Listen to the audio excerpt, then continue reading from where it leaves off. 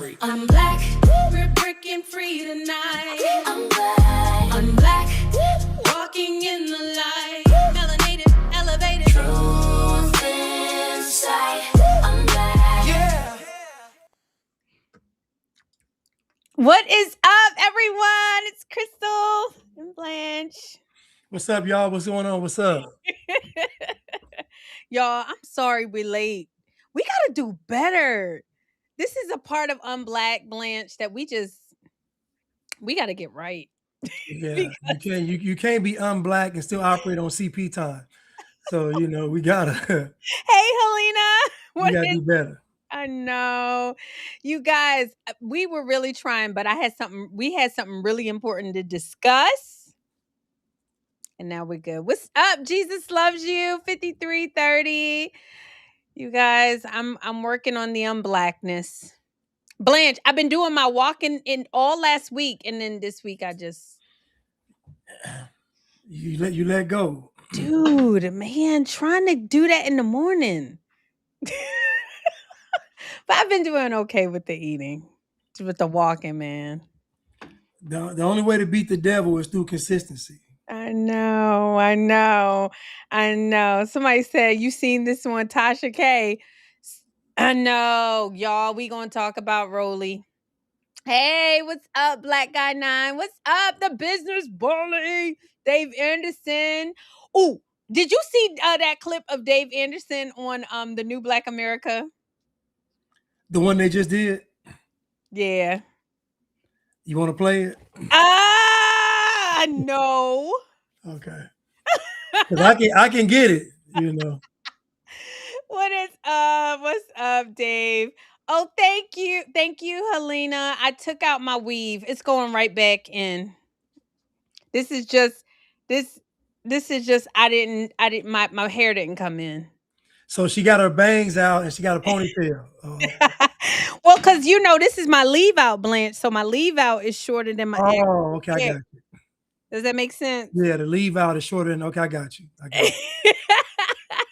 I sent Blanche like a video. Y'all, my hair is very long and it's very nappy. I don't want to call it nigga hair because last time I got cussed out for calling it nigga hair. I don't want to make the same mistake Carmen JC made. Oh yeah. Carmen been wearing her hair out lately though. Ain't she been showing? No. She been showing her edges though.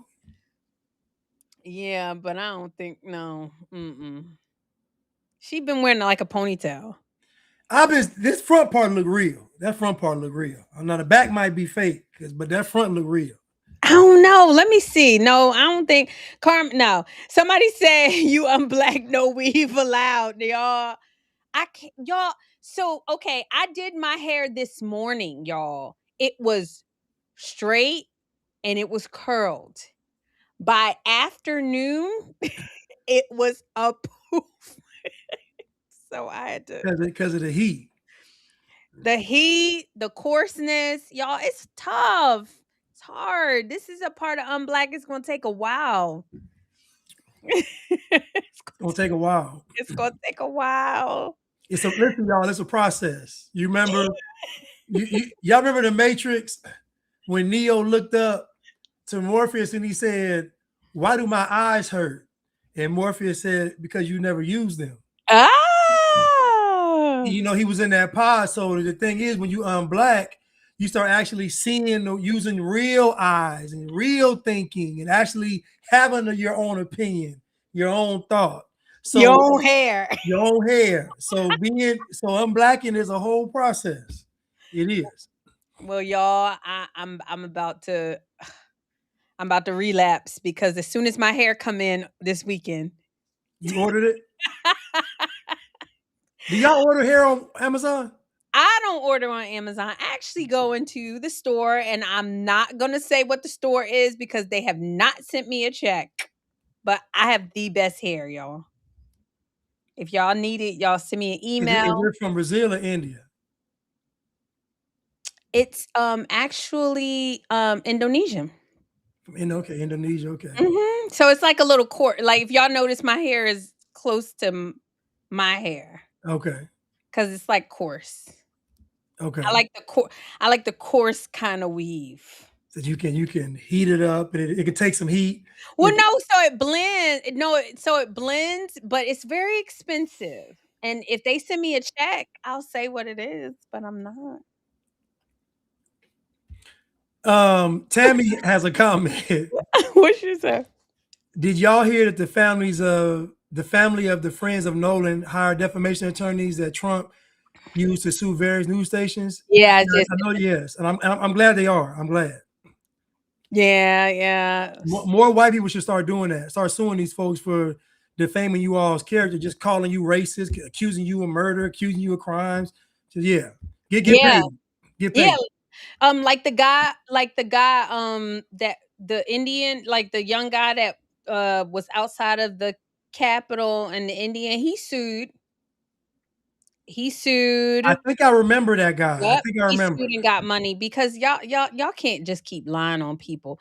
Like y'all and y'all are Oh yeah, they trying to make it like he was racist. Yep. Yes, I Y'all remember. I remember. alternative facts. Oh, Smoker T. Washington said I look like a snack. Thank you, boo.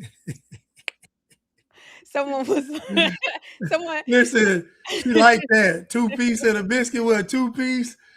Two piece and mashed potatoes and a biscuit. thank you, boo.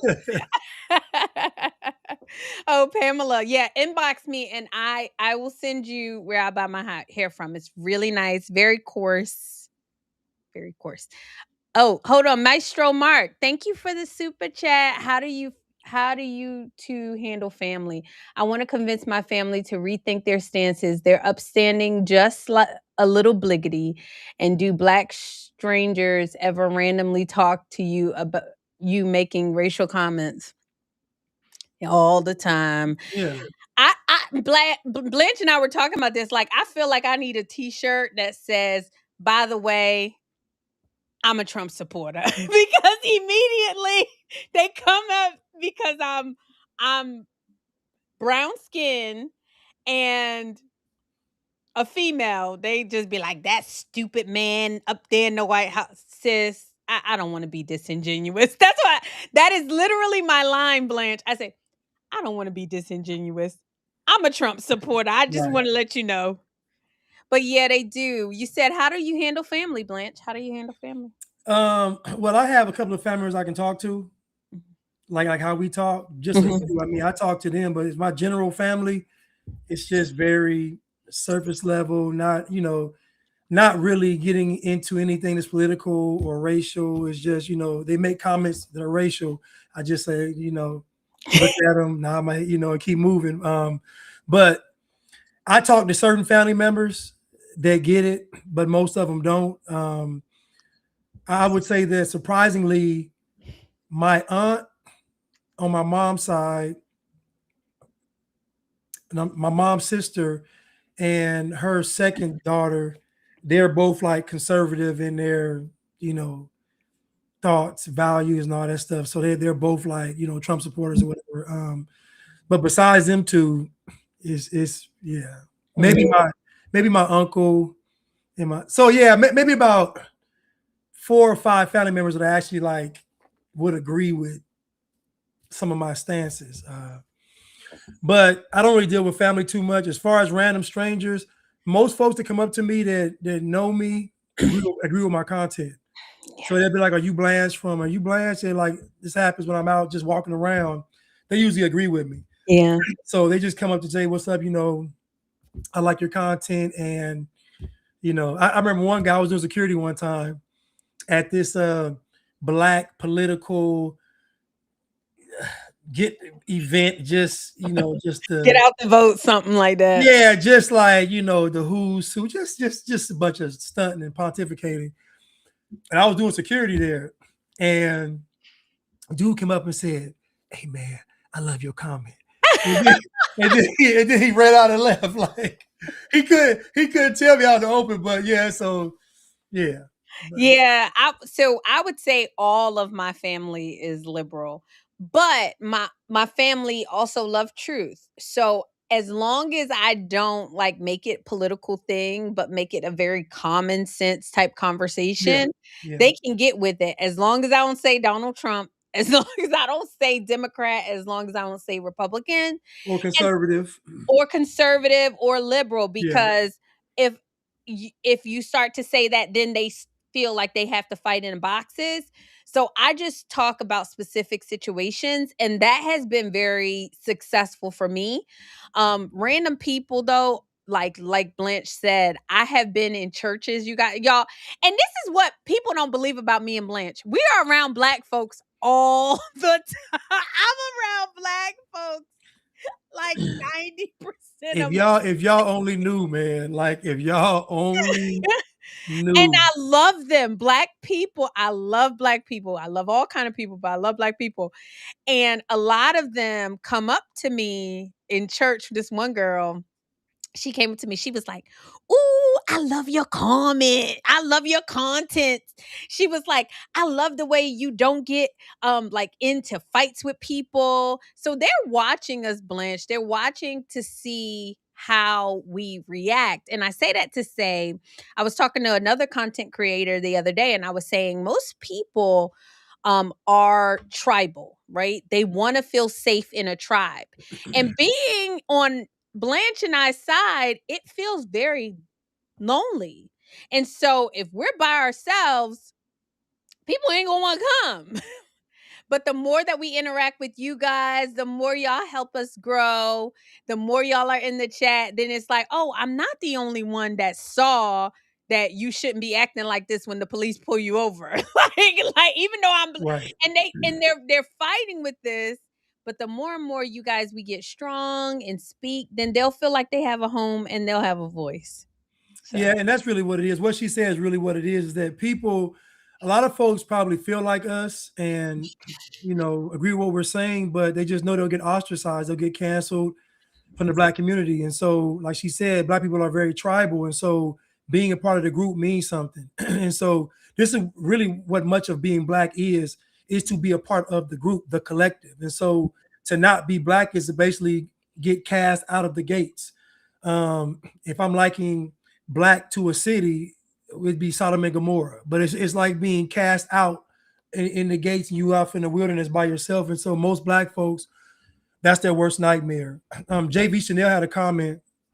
She said, my cousin even told me my inner voice talking to me because I know what I'm talking about with facts. Laugh out loud. Same with my dad. I'm not speaking from emotion. And again, most black people know that we're telling the truth. oh yeah, They know. they know it. They know. And Blanche and I say it all the time. It's like you can talk to them at any given time. Don't say Trump. Don't say Republican. Don't say Democrat. Don't say any, and just tell them the situation. They be like, "Well, yeah, that's true." I mean, most of them, but they just black folks. They lie. They don't have a lot of honor. Unfortunately, they don't have a lot of strength. That like they that if you put a label on it and you call them a conservative, they'd be like, no, no, I'm not a Trump supporter." And now the new thing is they say, I'm not a liberal. And even though every talking point they have is a liberal talking point, but as soon as you call them a liberal, I ain't no liberal. Don't call me a liberal. I'm like, I'm oh, an independent. I'm a, No, yeah, Oprah said she was an independent. Did you see that? no, no. Oprah, yes. Blanche, don't make me get the clip. Oprah said, There's no way Oprah yes, Winfrey she did. said that she was an independent. There's no Yeah, way. yes, she did, y'all. And she said, I am an independent. Said because they like, unfortunately, black people lie. This world allows them to lie. You I don't know what it is. I'm telling you, black people have the benefit of being believed. Yeah. So I don't know if it's a gift or a curse, but when black people get up in any kind of setting, whether they on a podium, tap the mic, in a pulpit, on a stage, when black people start talking, people believe they're telling the truth. And Yeah. we in the background like, no, they lying. Trust me, they lying. Like they lying. Most of the time they're lying. Yeah. And people just I just I don't understand. And everybody knows that Oprah is when I say locked and loaded for the Democrat Party, I mean, locked and she said, loaded. I am a registered independent. When she said that, I said, what do we have here? I'm trying to find the clip. I'm gonna find it. But you guys, y'all didn't come to see Oprah. Y'all came to talk about what you want to do first. Y'all want to talk I about haven't seen the Roland Martin thing. oh God. Is that the commercial? No. So Tasha K comes out with an exclusive story. She came out on Saturday saying she had an exclusive story about Roland Martin.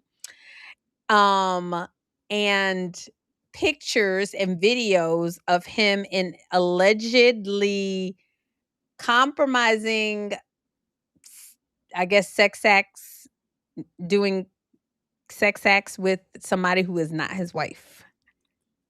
Another woman? everybody, everybody, everybody thought it was another man, but it's not. It's another woman. But she can't post it, Blanche, because they are threatening to sue because they said that it's revenge porn. Y'all know the word that I'm trying to say. Yeah. So if she posts it, she and she couldn't post it. There's an open investigation. That this person that he was having this sex act, shouldn't have recorded him or had no right to record. But you know how this goes. So my assumption is he was getting paid. How you know? Because that's what it. I mean, we keep beating around the bush. That's what it sounds like. He was getting paid. Well, she took a ride on the Hershey Highway. Is that what we're talking about?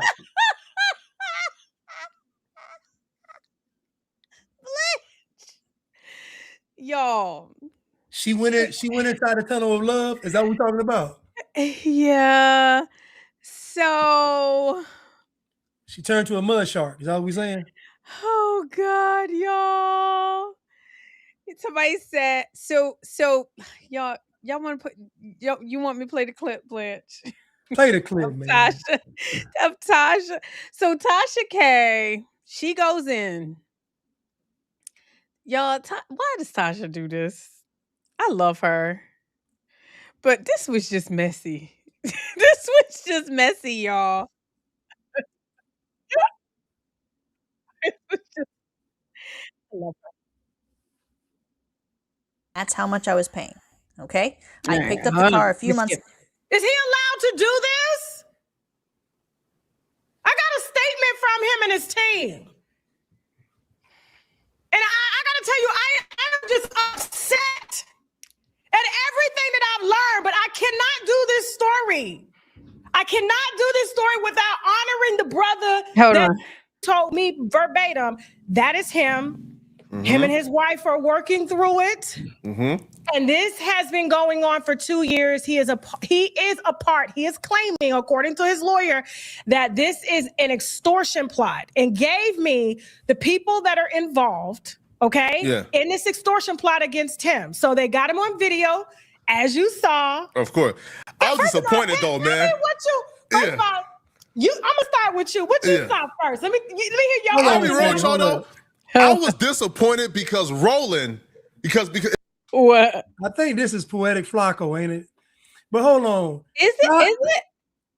Yeah, Poetic Flacco. He used to be with on No Jumper, host on No Jumper. But Oh, I don't know.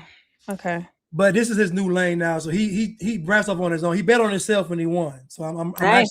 actually proud of him. Nice. But Tasha K is the Tubi Wendy Williams though, ain't she? Or the Timu? What is it? She Don't ain't call her that. I love Tasha K. I think she is funny. I think she's a business person. I just think that this I got on Tasha K how she did her husband. She posted that picture on that beat. I saw you did that. Yeah. But she did look good, didn't she? No, she didn't. I thought she I was Don't no married woman look good putting her husband out there like that. Not no married woman. That's true. That's true. She had that man looking crazy, trying to He explain. had himself looking crazy because you saw he commented. I would Yeah, have he was- ignored it. I would have never I'm addressed like, dude, what are you doing? it. Yeah. He talking about she happy, she proud, she happy with her mandingo. I'm like, man, go sit down somewhere, man. Go sit down. Somebody said, JV Chanel said, calling yourself a wino is crazy. Okay, we're not talking about Tasha K because I actually really like her. Okay, let's talk about Roland, who I don't like. Again, I'm African, right? So there are people online who hate it. Roland has been one of the biggest advocates for Africans in this country. So when I seen this, I was like, come on, Roland, bro. Because Roland presented himself as like Martin Luther King, as like this Baptist preacher-esque. Now, he never say, right? He presents himself as like a Baptist preacher. Right? Like he's above all the bullshit. Yes. Yes. Right? And Roland is the first person to come on that live stream and gossip and babble for if Roland feels like he got somebody, Roland gonna tell somebody business now. So I was shocked when I seen those pictures. But now I'll be real, as a man, I did not know that penis got that small.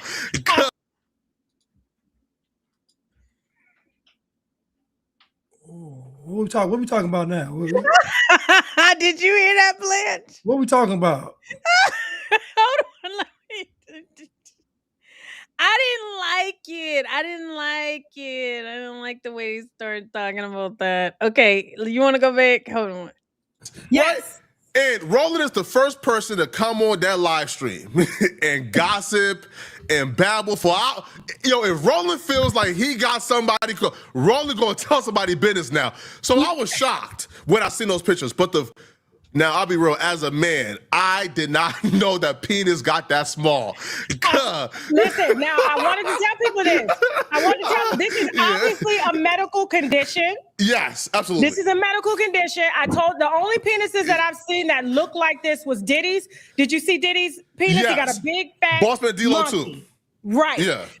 John Gray, Pastor John Gray has this same condition. Yeah. And what we both saw, yeah. he Bobby has Roder this with you though. condition. Diddy's penis is massive compared to Roland Martin's. Yo, Diddy, nah, man, no, we can, no, we nah. Are you a straight black man? Yes. You cannot judge. Pause. Man, you got the pause after that. I didn't like it. You can't say that. You got the pause. I didn't like it. And I don't like Roland. I think he's a grifter. I think he has mental condition, very low IQ. But I don't like this, Blanche. Is it just me? That's crazy. Why are they talking about? Hey, I don't like. Listen, man, you can say you got some compromising photos, but you ain't got to go into deep. I mean, I was talking about the pagan. I know they went into the other side of the pool. I wasn't even talking about that. Well, they won't get into it, and they want to talk about how he let himself get. Listen, I can't. Penis size, and those men are built like women down there, and they are damn near studs. Yeah, butches. Yo, that was terrible, bro. I'll be real, yo. Like, if you got a woman who can tolerate you for 21 years and you got that, the least you owe her is some type of loyalty, bro. You got no business stepping out if you got that. Yeah, that's outrageous. What I saw. We saw him with the shirt on. Matter of fact, let me pull the pictures up, and I'm gonna describe the pictures as I'm looking at them. Yeah. But I have the right to do that, so I'm not legally doing anything that's illegal. I've already talked with my lawyers as well. So, but we still gonna talk about it. So the pictures are, hold on real quick. Make sure we got almost 7,000 people in here, guys. Yeah. Please make sure you are liking this video. Please, okay? We worked very hard on this content here. All right. And we deserve the credits and the love that we deserve. So the first picture that you sent me, he's standing in a doorway. Yes. AI can't make this doorway. Looks like an apartment by, the arches on the door. Yeah. And he has on a shirt that says, if it doesn't bring peace, profit, or purpose, then don't give it your time, energy, or attention. Mm-hmm. So his body is shaped like an inverted triangle. Yes. He has a fupa, which means fat over a bussy pouch. Right. And then he has, of course, hair, and then he has on a G-string, but it has a cuff. And I thought it was leopard print at first, but it looks like army fatigue or money. Yeah. But it's barely covering like his big monkey, like his micro penis. Yeah. It's a micro penis, okay? And he got the catfishing too, because what he did was, right, he put his balls within the pouch so it hung a little bit lower. The nigga got the catfishing. Look at it. That ain't his penis. Come on, bro. Listen, man. Listen, dog. Listen. I didn't sign up for this. Pause. Listen, man. Listen. Pause. Pause, man. This is listen, man. Flacco getting too deep into this, dog. He getting too deep, man. He get a little. Listen, you get a little too. We get it. We get it. We get it. We get it, man. We get it. Someone told me that I ate 10 hours ago. We get it. It was too much. Can you just? I was like, why?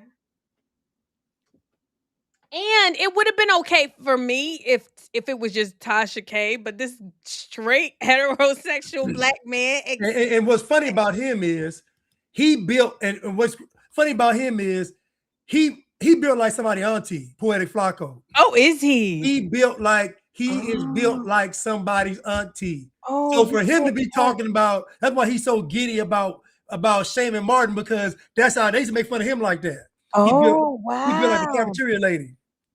Oh, I didn't know that. Yeah, he got hips and everything. Yes. Oh, so he probably had the surgery, you think, or something? Or he probably on Ozempic? He's still fat. What you mean? He ain't, no. Really? Yeah. Somebody say he look heavy. Y'all he listen, man. He is built like the cafeteria lady, man. He got So why he talking? Why? That's like, come on, y'all. Come on, man. Like Biden, I can't call him President Biden. Come on, man. It's crazy, man. Right? It was just too much, right? Y'all getting too graphic about this. Now listen, I understand Tasha K talking about the man's anatomy. But not Poetic Flacco, dog. You done talked about, you done compared it to Diddy. You done did too much. It's too much, dog. That's too much penis examining. Yeah, and for me, I think that he still has a wife that it's just classless. Yeah. What I'm not gonna do is shame somebody. Now, I'm gonna get on what you say. I might get on your content, but I'm not finna shame the man because he got a medical condition and he got. Maybe he wasn't ready yet. It was soft. Listen, man. I don't listen, man. Listen. Nobody. First of all, nobody looks at Roland Martin and thinks he about to be a sexual juggernaut. Nobody thinks that. Nobody thinks that. So y'all ain't even got to go into it. Nobody looks at Roland Martin and says nobody. So. But Poetic Flacco got some nerve because he literally is built like somebody auntie. I didn't know that. He built like Big Mama in them. I'm done with you. I'm not going to do this with you today. Look at that. Okay, so the next. This is from a video still, okay? Mm-hmm. So he's rolling. He has peach fuzz on his hair. He has more hair on his chest and on his balls than he does on his head. Yeah. It's out of control, man. Bliss, why is she doing this? Is this some kind of humiliation ritual? What is this? How we feel. And they on the same side. They both bliggity. Yeah, they both. That's what I'm saying. Like now, Poetic Flacco's a little more. He would agree with us more. He would. Oh, is he? Yeah. He definitely. He's a conservative. I don't know if he's conservative, but you got to think he's from Africa, so he ain't with the bliggity, he ain't with the black culture stuff. He very critical of it, and I think he grew up in North Dakota. Oh, okay. Yeah. Yeah, but she is just going in. Hold on. Okay. Yes. And his stomach is laying to the side, and there's a big ball sack, and then there's a micro penis. Yes. And then that's the second still from the video. And then another video, he's in this woman's home. Yeah. There are cameras set up. I initially thought when I first put it out, by looking at it, I said, this must be an OnlyFans worker. No.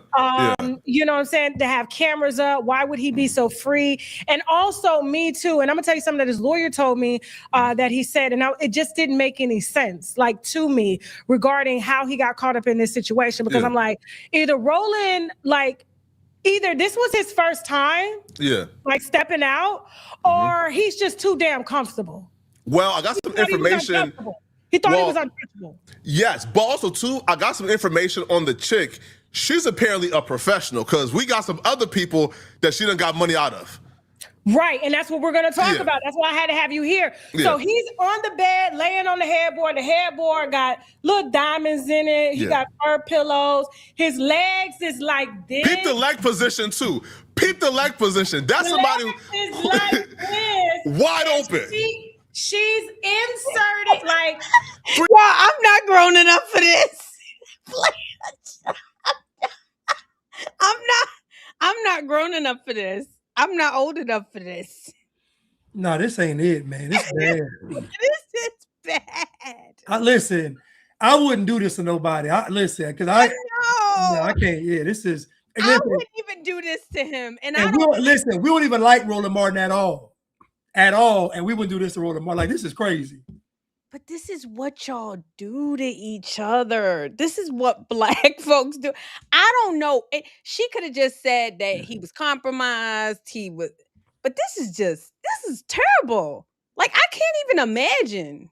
But in all fairness, Roland Martin been running his mouth for 30 years. So chicken's gonna come home to roost. Like, Roland Martin been stunned for 30 years. So eventually, now I feel like it's a humiliation ritual because ain't no way there's no way he's this stupid. Like, he can't be this dumb. Now, we know he ain't that bright, but he can't be this dumb. A sex worker, a professional, and did she do this stuff for a living? Come on. And you in the bed with your legs open like it's a crab fest? You done crack your legs open? Nah. Matt said, and then they brought up Pastor John Gray in it. Like, it was just like talking about like I love black people, but this is what y'all get. I mean, this is what you get when you deal with black folks. And unfortunately, I don't know what he did to deserve this, but I guarantee you he pissed off somebody in the Democrat Party. You know he didn't. You know, there was a whole bunch of nonsense just recently going on saying that he was supporting Tallarico. And you know, Jasmine Crockett, Crooked Crockett didn't like that. Well, I think he got in trouble for even critiquing her campaign. Yeah. Well, and he actually, you know what? He actually did a great job critiquing her campaign. He actually did. Yes. We covered it. We covered it. He did a good job doing that. And so that got him in the hot seat already because he really exposed Jasmine Crockett. He's like, you ain't trying. You just out here thinking you finna just get votes. You ain't got to do nothing. No campaigning. Come on. But what was I going to say? Somebody had a comment. Somebody said he can't be that brazen. I mean, like, y'all got to understand, like, Democrats in general, and I'm not even speaking about Republicans, but Democrats in general are not the pinnacle for sexual purity, like, so it was just kind of non-news to me. But the pagan was crazy. JV Chanel said, I was watching a video of him. I saw a clip and he was doing something with his screen and it was a man walking down the hallway naked. Yeah. On the screen. Now, I don't know what that was, but it looked crazy. I don't know what it was. I never forget a guy in a grocery store that knew me from my content, but he didn't agree with my content. He said something, and he brought up Roland Martin, and I said, did he just watching some naked dude on the screen? He was like, oh no, that's no. He cleared it up. I said, cleared it up how? You can't. I said, what did he clear up? Oh no, he explained it. I said, what did he explain? We all saw it. What was it? Because the algorithms know what you like. And for it to be a naked commercial, that's on another site. Like that's something else. That ain't no regular internet site. That ain't YouTube. That ain't Rumble. You on for a man to be naked on your screen, you are on one of those sites. And even if, let's say he said that it was a video that came up, because you remember Angela Stanton King came out about it, and he said, well, you're trying to be funny, but this just rolled, it was like the ad that rolled up. But the algorithms know what you watch. I mean, I'm sorry. Ain't no naked men rolling up in my my advertisements. I mean, I just think they're political deviants anyway, so it's kind of like, what do you expect? But my thing is that they're Democrat. Like Tasha K, this is her people. I mean, that's what I would say. Like, and the ENT shop, yeah, I mean, it probably is 2 years old. Yeah, I don't think it's recent. I think it probably is 2 years old. But I just feel like it just seems kind of weird that he would be this silly. Like, he's not. I don't know, man. I would think if he was going to do something like this, it wouldn't be with a person that was known for doing this. I figured he'd pick somebody that he could pay randomly and just get out the way and be done with it.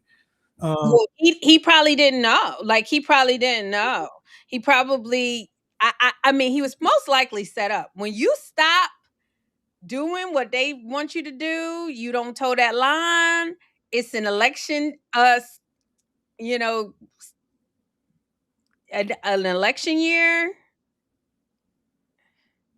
So he probably got set up.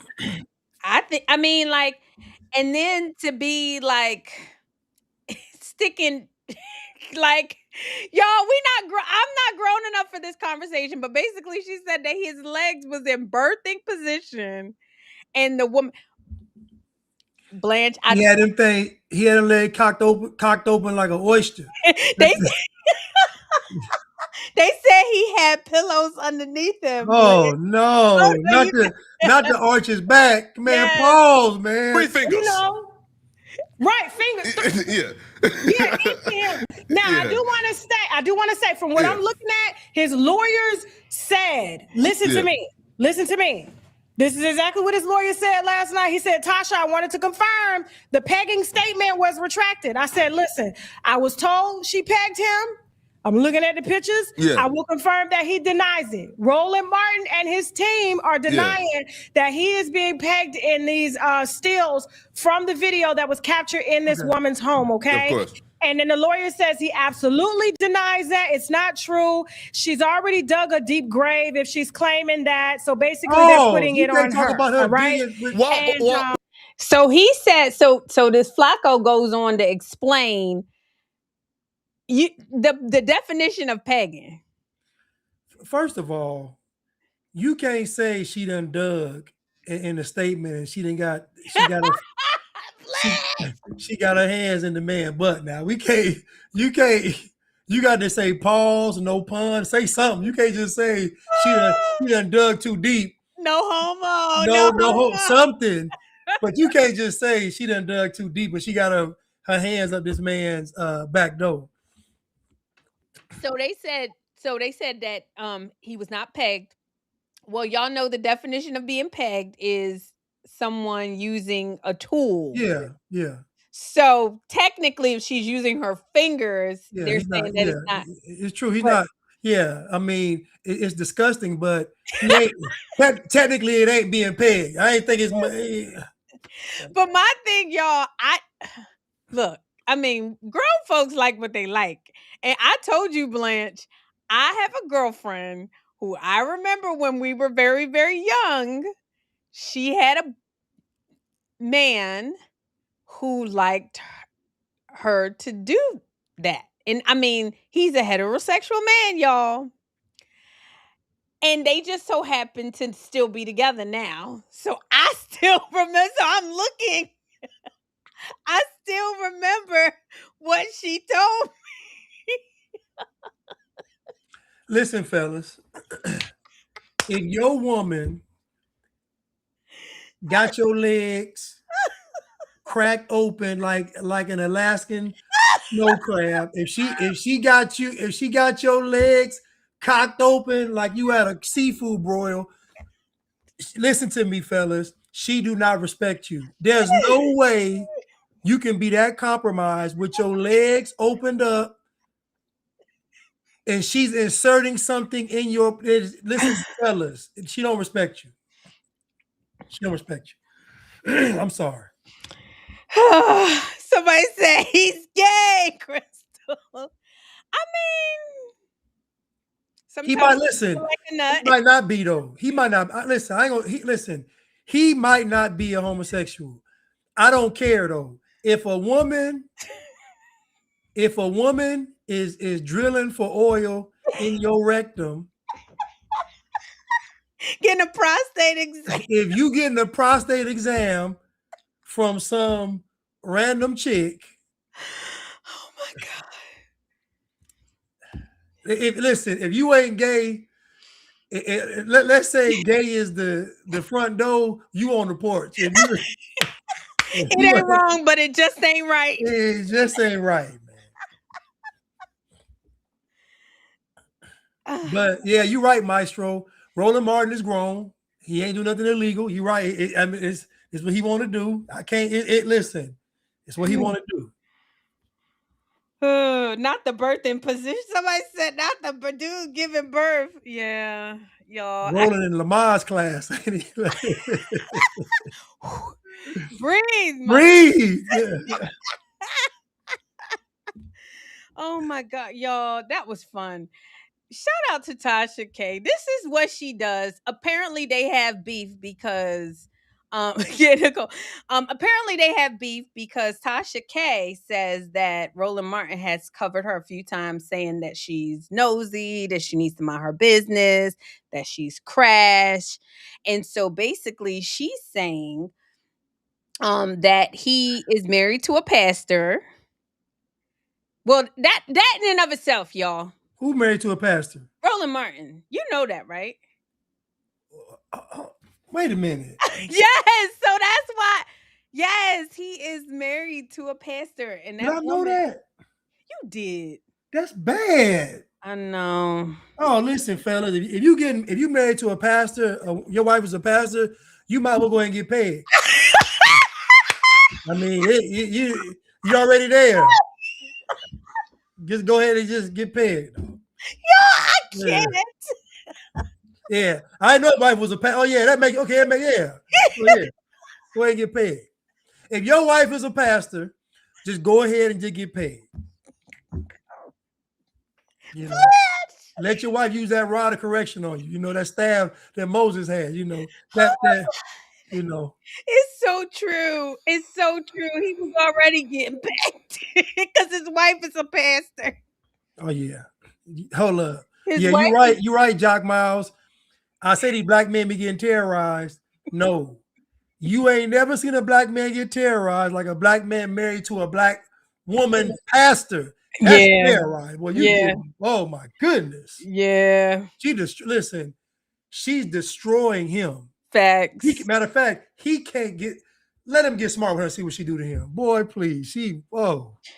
She'll take it to the Lord in prayer. She'll take it to the Lord in prayer. You said that rod of correction. Yeah. So the Stoke division said any dude that's in one of these black fraternities, yeah, I don't like the Divine Nine too much. Yeah. Listen, y'all, I don't want to throw the gay label on just any. I don't want to do that. I'm just saying that if your wife is a pastor, then the least of your worries is pagan. I mean, I'm sorry. Someone said she is not a pastor. Maybe she's a preacher. She's definitely Daryl Jones, she is definitely a woman of the cloth. Let me That's see. for sure. She's definitely a woman of the cloth. No lie. Someone said quiet on the creek. What's that? I saw Her that. name is Reverend Yeah. Jackie Hood Martin. Oh yeah. That's it. We saw it. We talked about some Reverend Jackie Hood Martin. we did. Reverend, speaker, and author of the book Fulfilled. Oh yeah, she a pastor. Come She on, had passed him. pastor, She had passed her. pastor. So poor thing. Poor thing. Word of advice: don't let anyone insert into. Yeah, it causes health problems. Yeah, Like bleeding and incontinence. continence. Yeah, like women. But I mean, I said I know women who's men who like this, and I'm like you, Blanche. I don't think I can respect. I'm like you said. I said I'm like you. I don't know if I can respect Now a you man ain't going. any You got type him of way. squirming and squealing, opened up like that. How you gonna respect him? You can't. He moaning and wiggling, and you ain't gonna respect that. No, and there's no woman that respects that. He got I pillows couldn't. under. He got pillows under his back. He arched up and opened up. Stop. But I do. I love me some Tasha K. I love the gossip. I love how she is, and I really think that but this to me, I think was just mean. And I don't even like Roland like that. I felt like this was really, really mean. And I wonder why you guys, why it's like more salacious when people are like supposedly like when you find out a man is doing this. I mean, like you're not interested in the girl who's doing it. Like what Well, like if you think about it, anytime we see a situation where it's a man and a woman, the burden of responsibility is always on the man. yeah, which So the woman could be doing all kind of crazy stuff, and it don't even matter. It's what he's doing. So yeah, so that's what I said. Like just like Cassie. yeah, Cassie was sleeping with the men. druggy. She was ordering them. She was doing everything. And guess what? Nobody cared. What was Diddy doing? Exactly. So that's what I'm saying. I don't really like that. Even if it's my enemies. And Roland Martin, I don't particularly like him. I just don't think he deserves this, but that was sloppy. That Yeah, was it was sloppy. sloppy. Unless you know this chick, unless you like if you're a powerful man like that, I just think that you need to be hotel. It needs to be controlled by you. You got more to lose. Can't be going to this chick's house. Can't do it. I don't know. Someone said she said Crystal act like she don't know blacks hate each other and love this. It's true. They hate it. Stoke division. Like this is what you get with black folks. I remember saying when Charlie Kirk had died, like people were laughing about it and it had hurt me so much. And I told Blanche, and then I said, y'all would laugh if I died. Like this is just what y'all do. You Like would go. The sad thing is you go viral. Listen, exactly. you would go viral. Posthumously, right? Yeah. So it's just this is like I don't know. I don't feel right about it. I feel like she could have said the exact same thing without like hurting the wife. Like I worry about his wife a little bit, you know. Yeah. I don't worry about his wife because she really has the man's mentality in the relationship. Like I don't I don't True. I don't think she's like crying in the corner. I think she's like, I'm getting mine too. Yeah, true. And they're probably I mean, you gotta have thick skin to be in this business. Blanche and I know that when you put yourself out on the internet and you get like um him. It's just, it is what it is.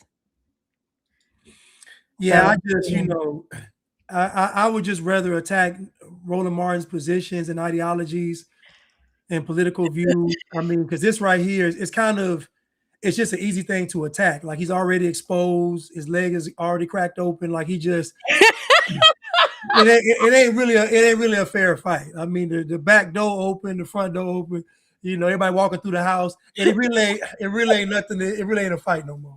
So, it's not a fight. That's how I feel too. I feel like it ain't a fair fight. Like this man, but she did say, Tasha K said that the attorneys were very particular about us wanting to report that it was a woman. Like, he probably was like, see, I'm not gay no more. I've been delivered.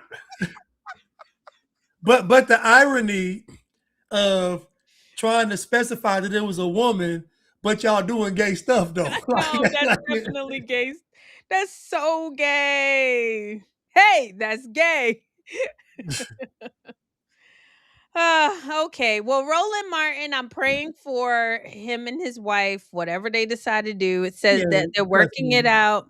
She probably paid for it herself. Like, get I out. know. She probably. Get out. She like, go on somewhere. Get listening. Get out of here. She said, "I'm not getting ready to do that." Yeah, I ain't doing it. You like, yeah, I ain't doing it. But we said that. You remember on that show when we were talking about Candace Owens and how the OnlyFans girl was like, "What if your husband likes to get pegged?" Yeah. So this must be a thing that OnlyFans girls, strippers, probably the men get to let their freak flag fly. I know somebody that was in DC going to school, and she told me a guy in her apartment complex or building used to pay her to use the beer bottle on him. She said professional dude too, professional. She said he was Jamaican, and she said, "Yep, he would pay her."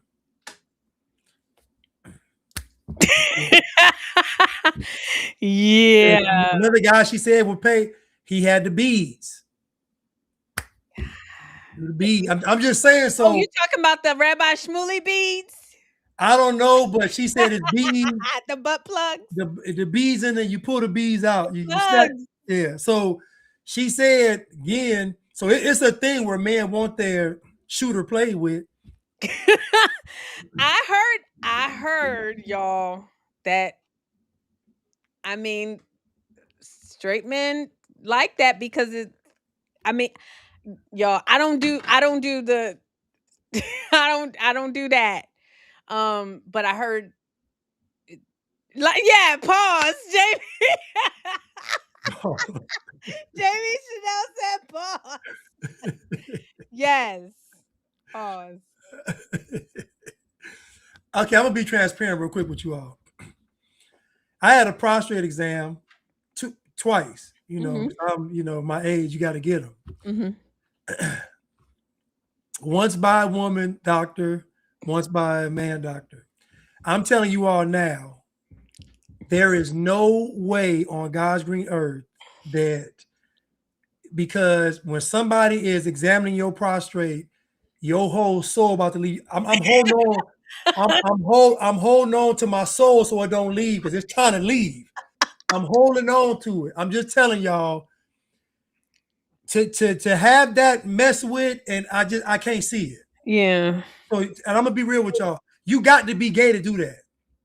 Ain't no playing with that. So if any guy had a prostate exam, there's no playing with that. You have to be a homosexual to like that. It's ain't no other way. Because anything else is your soul wants to leave your body. And you got to hold on to it and try to keep it intact when you get done. I had to go home, pray, take a shower. I'm serious. Listen, it is no. I don't like it at all. Janan TV said I'm in tears. Like y'all. It's painful. And then the female doctor, the woman doctor I had, she talking about we're gonna do it on 3. She put them gloves on. I'm like, And she got little hands. I'm thinking, okay, maybe it won't be that bad. Put them gloves on. Man, she was like 1, 2. I was like, y'all seen the Matrix when they plug Neo back up and he's like that. That's what it's like a. His whole soul gone. Mm-mm. Mm, mm, mm, mm. Mm-mm. Mm-mm. And so one of the girls I was watching on this podcast, and she was just like, a lot of dudes be gay though, Blanche. Like, Listen. You have to be gay to do it because it's such like I can't even explain it. It's like you have to enjoy doing that. There's no playing with it. There's no no. You got to like that because it ain't no way. Ain't no way. Mm-mm. Ain't no way. do you believe that? So this is going down another. Do you believe that dudes really be gay, or dudes just need access to sex? What you mean? Like, I mean, they just end up compromising with men because they want access to sex so bad. No. Mm-hmm. No, I think they're gay. Now, I think they're gay. Mm-hmm. But I'll say that I think they're gay, but they still want to feel like a man, so they probably mess with women. Mm-hmm. But I feel like what they really want is a man, but they still want to be viewed as manly. So it's kind of like they really only mess with women just to feel like, okay, I'm still a man. But I believe the guys do. I believe they're gay. I believe they like they like being with me. I do. I don't know how, but Yeah. I can't. Poor And I'm gonna thing. say this too. It's something that's not. It ain't natural. It's not. Yeah, it ain't. No. I wondered that because a lot of times somebody said watching too much corn. I wondered that because this whole rise in a lot of men being switch hitters, as you guys pointed out, but a lot of men also don't have sexual access, and so True. you just wonder True. True. if it comes from like starving people in Haiti eat dirt cookies. Well, why? Because I mean, you wouldn't normally eat dirt cookies. You start to like the dirt cookies. Well, why? Because you're starving. So I'm wondering, Tastes like chicken. right? And so I'm wondering, like, this rise of men, dibble dabbling or being switch hitters is because they're starving for sexual access. You may be onto something. Because remember that stat of only 40% of men that have ever existed have produced children. That means that 60% of men that ever existed have not produced children. So that means that 6 out of 10 men throughout human history have never procreated. So that means that the vast majority of men throughout history haven't had sexual access. With that being said, I think that in a Hypergamy.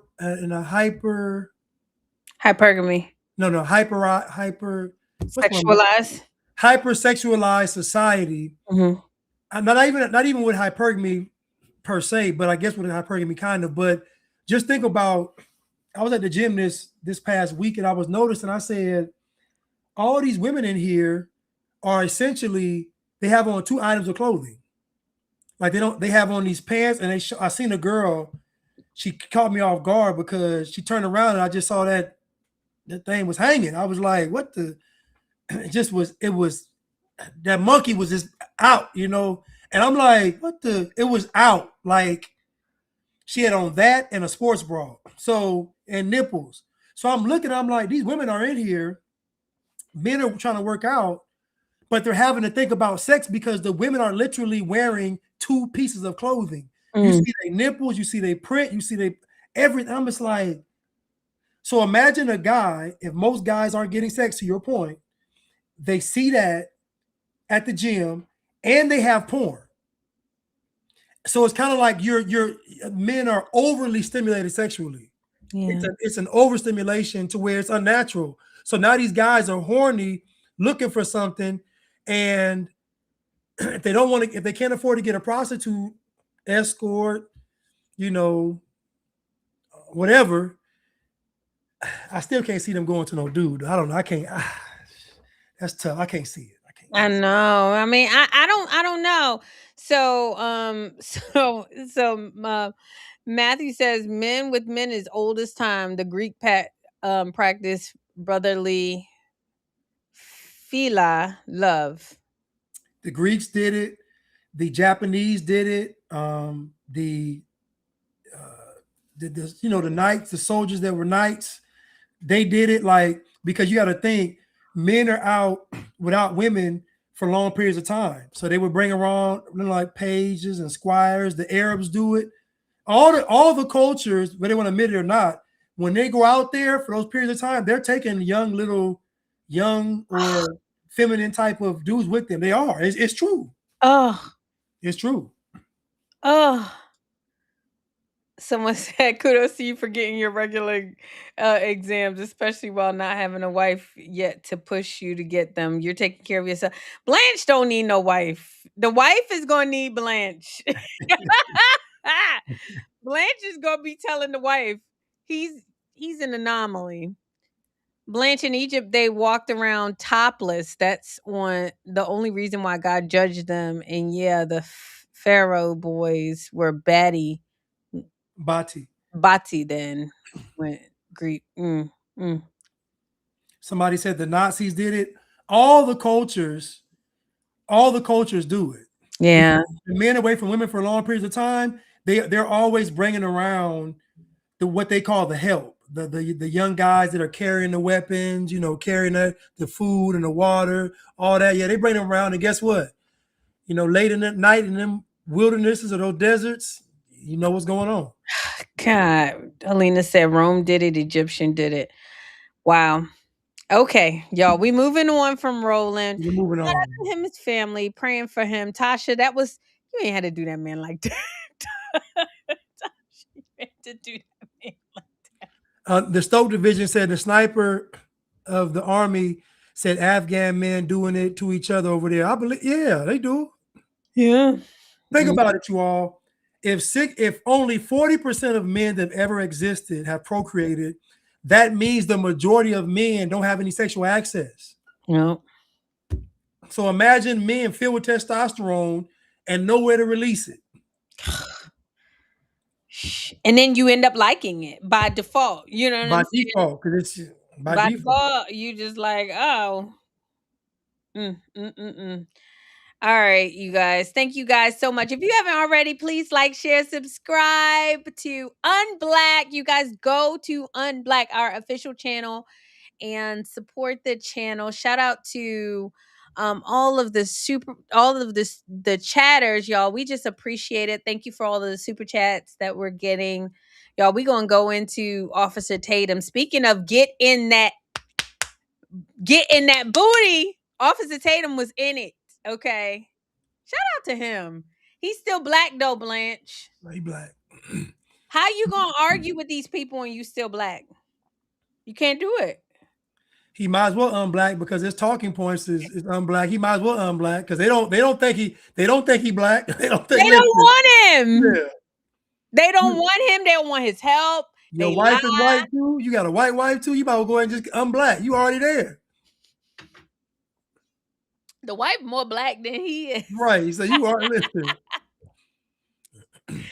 But no, seriously, you guys, if y'all haven't watched the Surrounded episode, I was a little perturbed because they had all of these black liberals debating Roland Martin and Blanche. I'm sorry, Brandon Tatum. And Blanche, I just don't think that I would be able to take that kind of lying on a consistent basis. I mean, it's like everybody that came up there was lying. They was black. Black people lie. How do you debate with somebody? Blanche, if I tell you right now that I weigh 165 pounds because I went to I went on the scale and I got checked and my doctor said I weigh 165. How do you argue with me? You can't. You can't. And then you're gonna say, prove I'm not. Exactly. No scale around. I can't just prove I'm not 165. How am I going? I can't prove it. I'm 165. You just made it up. I just made it up. That is what it's like arguing with black people. Seriously. Hate that for Brandon.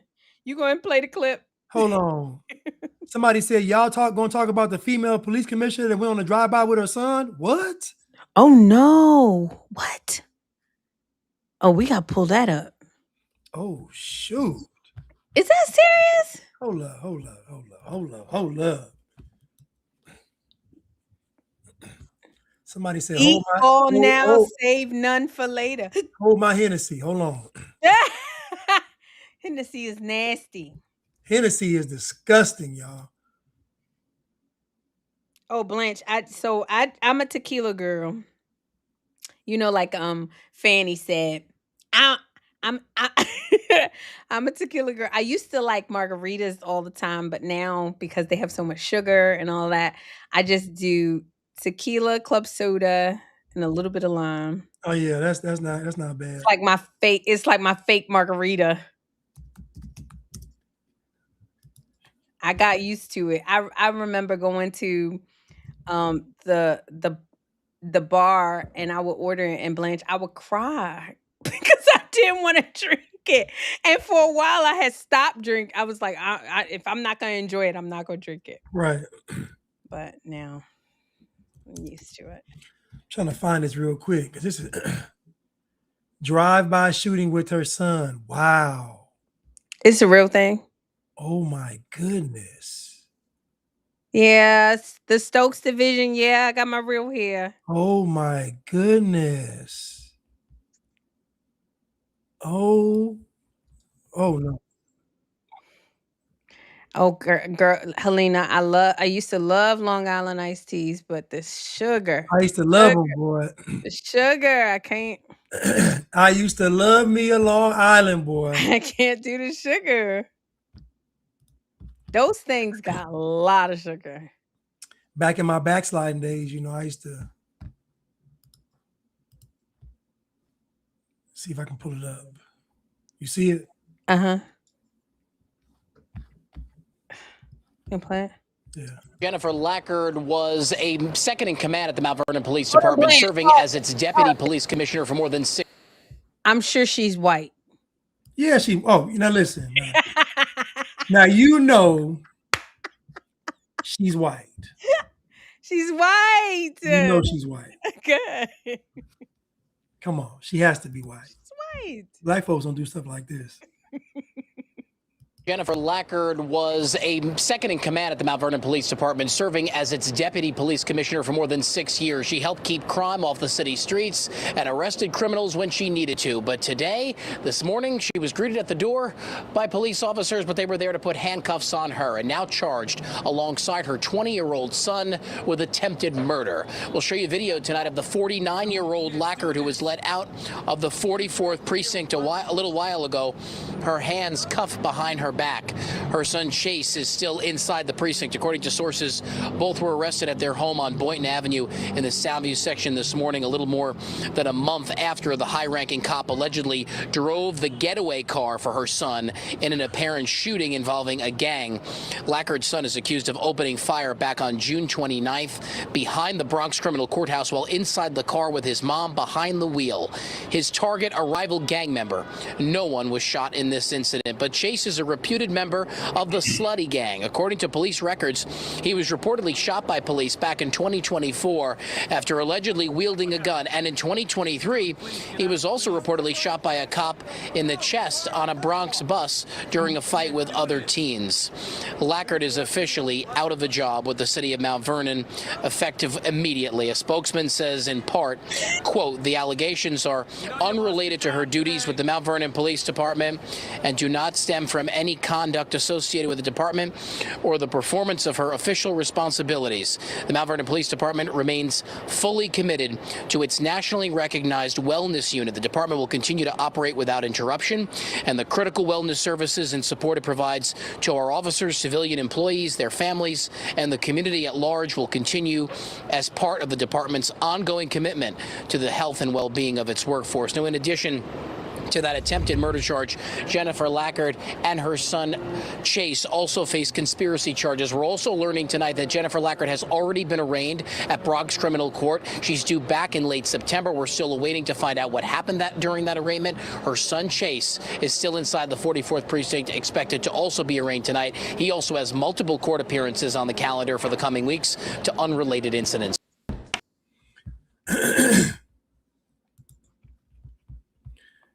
Can you get this off the This is so embarrassing. Oh, matter of fact, you know what? Leave it up. Leave it up. Leave it up. This is so embarrassing, Blanche. Leave it up. Y'all,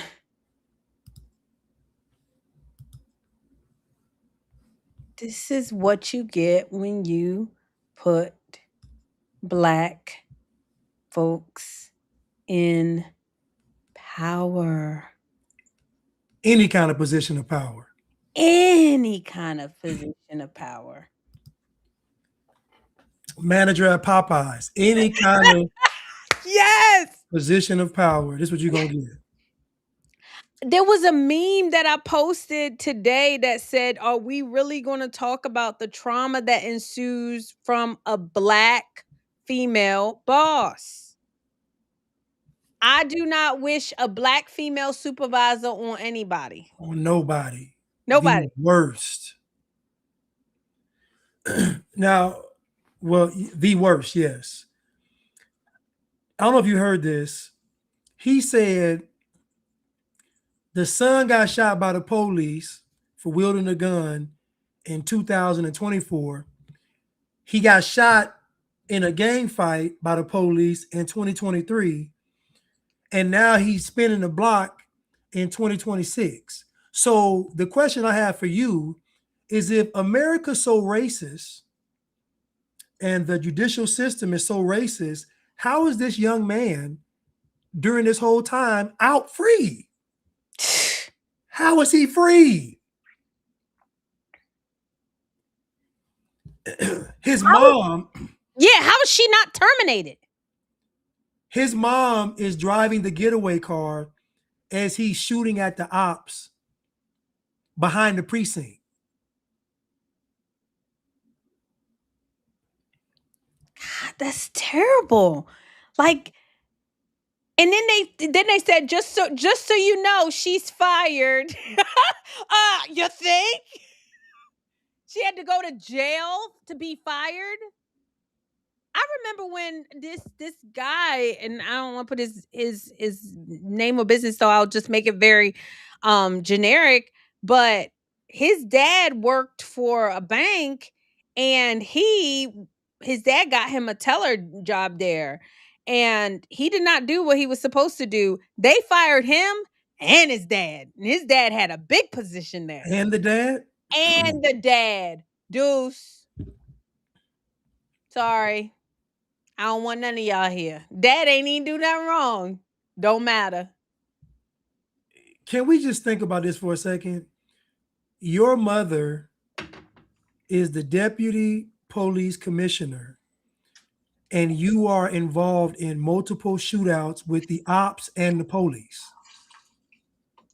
That's crazy. Your mother is the getaway driver while you are shooting at people in public in broad daylight. What are we doing here? And we can't say this is racism because the boy is doing this free. He ain't been, you heard that guy said he has multiple court dates lined up. Oh, you think? Now he needs to go to court? But y'all, this is what you get when you give Black people power. They don't say, oh, thank you so much. I've been put in this position of power. Let me honor it. Really, let me do a really good job. No, She thought she was untouchable, and she thought her son was untouchable because nothing happened to him in the past. And she's a deputy police commissioner. Yes. Oh, I'll get you off. You good. You think they gonna mess with my son? But again, they want to argue and say that the judicial system is racist. I challenge anybody to go on YouTube and to look at all these body cam videos and traffic stops and see how much dope and crime that criminal activity that black folks are involved in, and see what kind of time they get. Just go to YouTube, watch the video all the way to the end, and see what kind of punishment they get when they transporting kilos in between states. See how many cases get thrown out.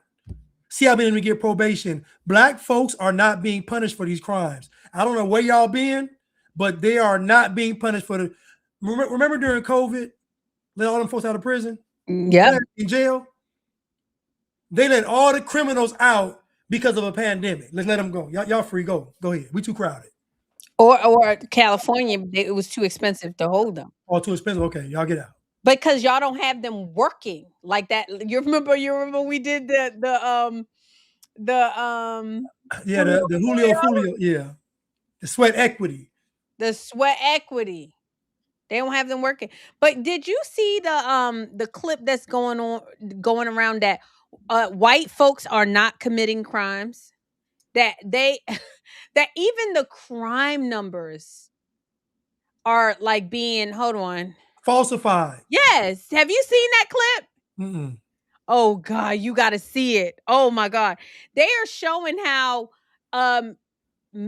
Hispanic people, Asian people are coming in there, and they're labeling them as white.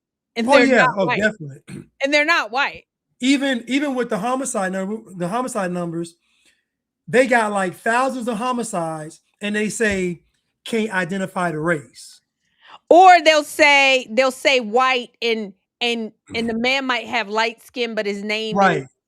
is something not white. Right. You- Gutierrez Sanchez. Oh, he's white.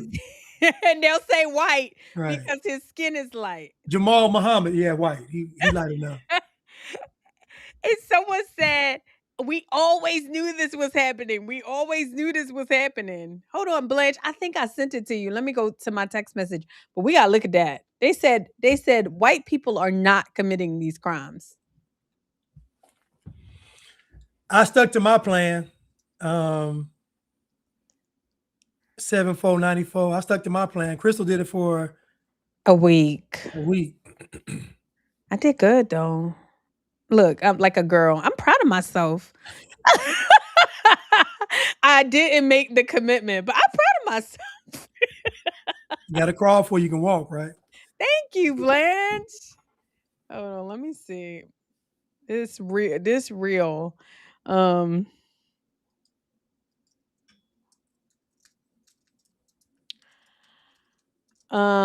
on. It's Thank you, Helena. They've been labeling everybody white when they get arrested. They've been doing this for years. Nobody cares. I saw someone say it's only fair because of slavery. Ain't that crazy? But this is what you get with dishonest black folks. Hold on, Blanche. I think I sent it to you, and it said white folks are not committing these crimes. You sent it to my phone? Yeah, hold on. I'll see. Hold on, y'all. Y'all gotta see this. Y'all seen what did you think about the Shiloh Hendrix thing? Ain't that sad? Shiloh Hendrix. Shiloh Hendrix is the girl that called the little boy nigga. Oh yeah, how's she doing? She was found guilty. What? She was found guilty, but she got community service, but still she got found guilty, and they're trying to get it overturned because But guilty of what though? of unruly behavior, threatening behavior, some false saying that it was like provoking someone to commit violence or something. That's all black people do. That's the thing. That's all black people do is provoke people all Provoke, day. gaslight. That's all they do every day, all day. And they never ever get arrested. And they use that on Shiloh Hendricks. Ain't that crazy? It's a shame. Hold on, let me see.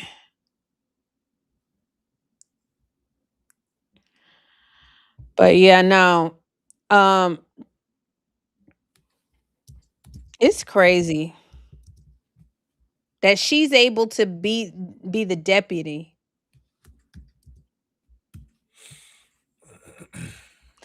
Blanche, I wouldn't be surprised if they didn't take this thing down. When I tell you people was heated about it. No, they probably took it down. Heated. If you can't find it, they probably removed it. People were so upset about it. I knew they were doing it because when they do the homicide numbers, it's like thousands of homicides where they say they don't identify it. They can't identify the race. I'm like, how do you know? Okay, how do you know the whites are whites, blacks are blacks, Asians are Asians, Hispanic Hispanic? If you can't know that white people. Okay, I found it. Okay, I found it, y'all. This is good.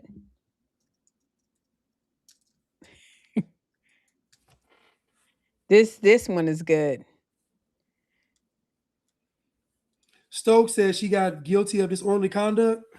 Yeah, and some other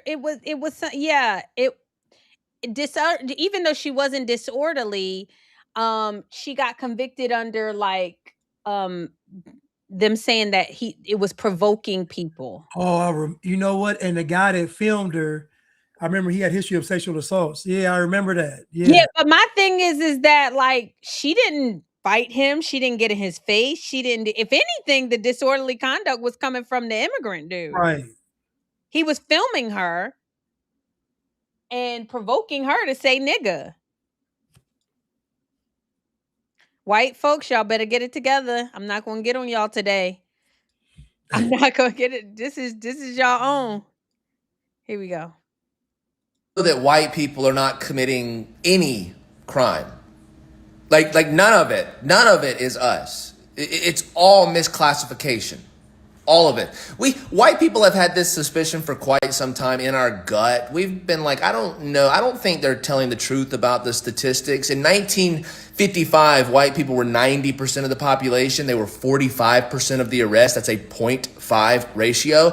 Today, we're about 55% of the population and we're about 55% of the rest. So that's a 1 ratio. They want you to think that white people have gotten twice as criminal the last 70 years as quality of life has increased. We've been calling bullshit on this for quite some time now.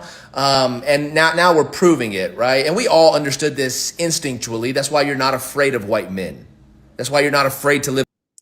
Facts. In an all-white neighborhood. That's why you're not afraid to put your kids into an all-white school. And they've been calling white men the most dangerous, radical white men, the most dangerous threat to the country for 30 years now. And they've been cooking the books to try and prove this hypothesis. And they couldn't cook them fast enough because that's how non-criminal, non-violent we are.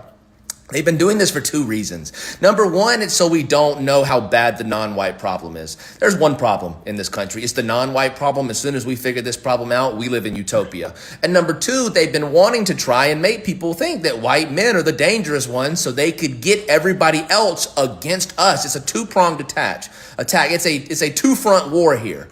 And we have now found this, and we see this coming out daily. White people have to do something about this. We have to do something about this right now, because if everybody realizes that upwards of 50% of arrests are being misclassified as white people, the entire country turns racist overnight. You guys know that. It's crazy. And again, so people are going to hear him say that white people don't commit any crimes, and he's being sarcastic. He's saying that in context, the amount that they say white people are doing is none compared to that, because it's not even close. And we know this, like he said, because when you all get some money, you go move around white people. you all want to buy expensive clothes, you go to the white area. Like everything y'all do that's quote unquote upper echelon is around white. So we know y'all don't believe it. You don't actually believe whites are violent. They're criminal. You don't believe it because you wouldn't go around them, and you all are happy to go around them. You send your kid to a white school. Your kids to a white school. So yeah, so yes, we know the numbers are very the books are cooked. We know this. We know that black people are committing most of the crimes, just like Hispanics and probably a couple of Asians, but for the most part, it's black, and it's black, and we know this because we just had a deputy police commissioner do a drive-by with her son. So we know that's how bad the crime is in the black community. That's how bad it is. I just saw an interrogation. A guy was at a new police department from another city, and he had an interview and he didn't disclose with them what's going on in his what was going on in his past. He had a child protective services case with his daughter. Somehow new photos of his daughter got leaked everywhere on social media. And then he had something where they said he killed a transsexual. So it was a lot of stuff going on that he was involved in, but he didn't tell them nothing. And so his excuse was, I thought it was in my file. They was like, what? It was like, these are two major things. And so they was asked him about what happened with his daughter. Nothing happened with his daughter. He ended up keeping his daughter. But then with the transgender person, they don't know what happened with. But anyway, it was a lot going on for him to say nothing. Yeah. And for this guy to be a police officer, it was anyway. My point is that the crime is so bad that black people are doing crime in high positions like it's nothing. Yeah. You get them in a high position. Like it's over. You're gonna get the book cooking. And people say, oh, white people do it too, but it's instinctively not true because you want to be where white people are. Right. You would not want to be with them if they were so violent. You just wouldn't. And it's really, really sad because white people are trying to give y'all a chance. White people are constantly putting themselves at risk, putting their kids in danger, doing DEI, trying to let you in, trying to give you a chance, trying to give you a job, trying to give you a position. And this is what y'all do every single time. And then when they start getting racist and starting to say, we're not hiring no black people, we're not hiring no black women, then you're going to be mad. Two good comments. JV Chanel said they did the same thing with the COVID deaths. They should did the exact same thing. Yep. Cook the books. Yep. And then the Stoke Division said they are even arresting white parents when a kid does kill someone. There would be no black women left on the street if they did that to blacks. It's facts though. Remember that one kid shot up the school, and they arrested the dad? As they should have. But like you said, they need to be arresting these parents. And I don't care if you black or white. If your kid shoots up somewhere, then that's you. And which brings me to Blanche, we gotta get into Cosby, because you always say Cosby started having a problem when he started speaking up against the blacks. And Blanche, I don't know why I was so fascinated about this story as to see what Bill Cosby was saying. Talking crazy, wasn't he? He was talking crazy, wasn't he? He said something that is forever going to be in my mental Rolodex. I'm going to say it every time. He said, the lower income people are not holding up their end of the bargain. The lower economic people are not holding up their end of the bargain, which is so true. Basically, America is saying, we'll feed you, we'll give you food stamps, we'll educate your children for free, we will give you housing and everything. All we asking is don't have little Johnny robbing us. That's all. That's it. That's it. We'll take care of your kids. We'll educate them. Can you please make sure little Johnny goes to school, gets an education so he can come work in my factory? That's essentially what he said. That's it. Can you make sure little Johnny is well behaved so he can come work in my plant or my company?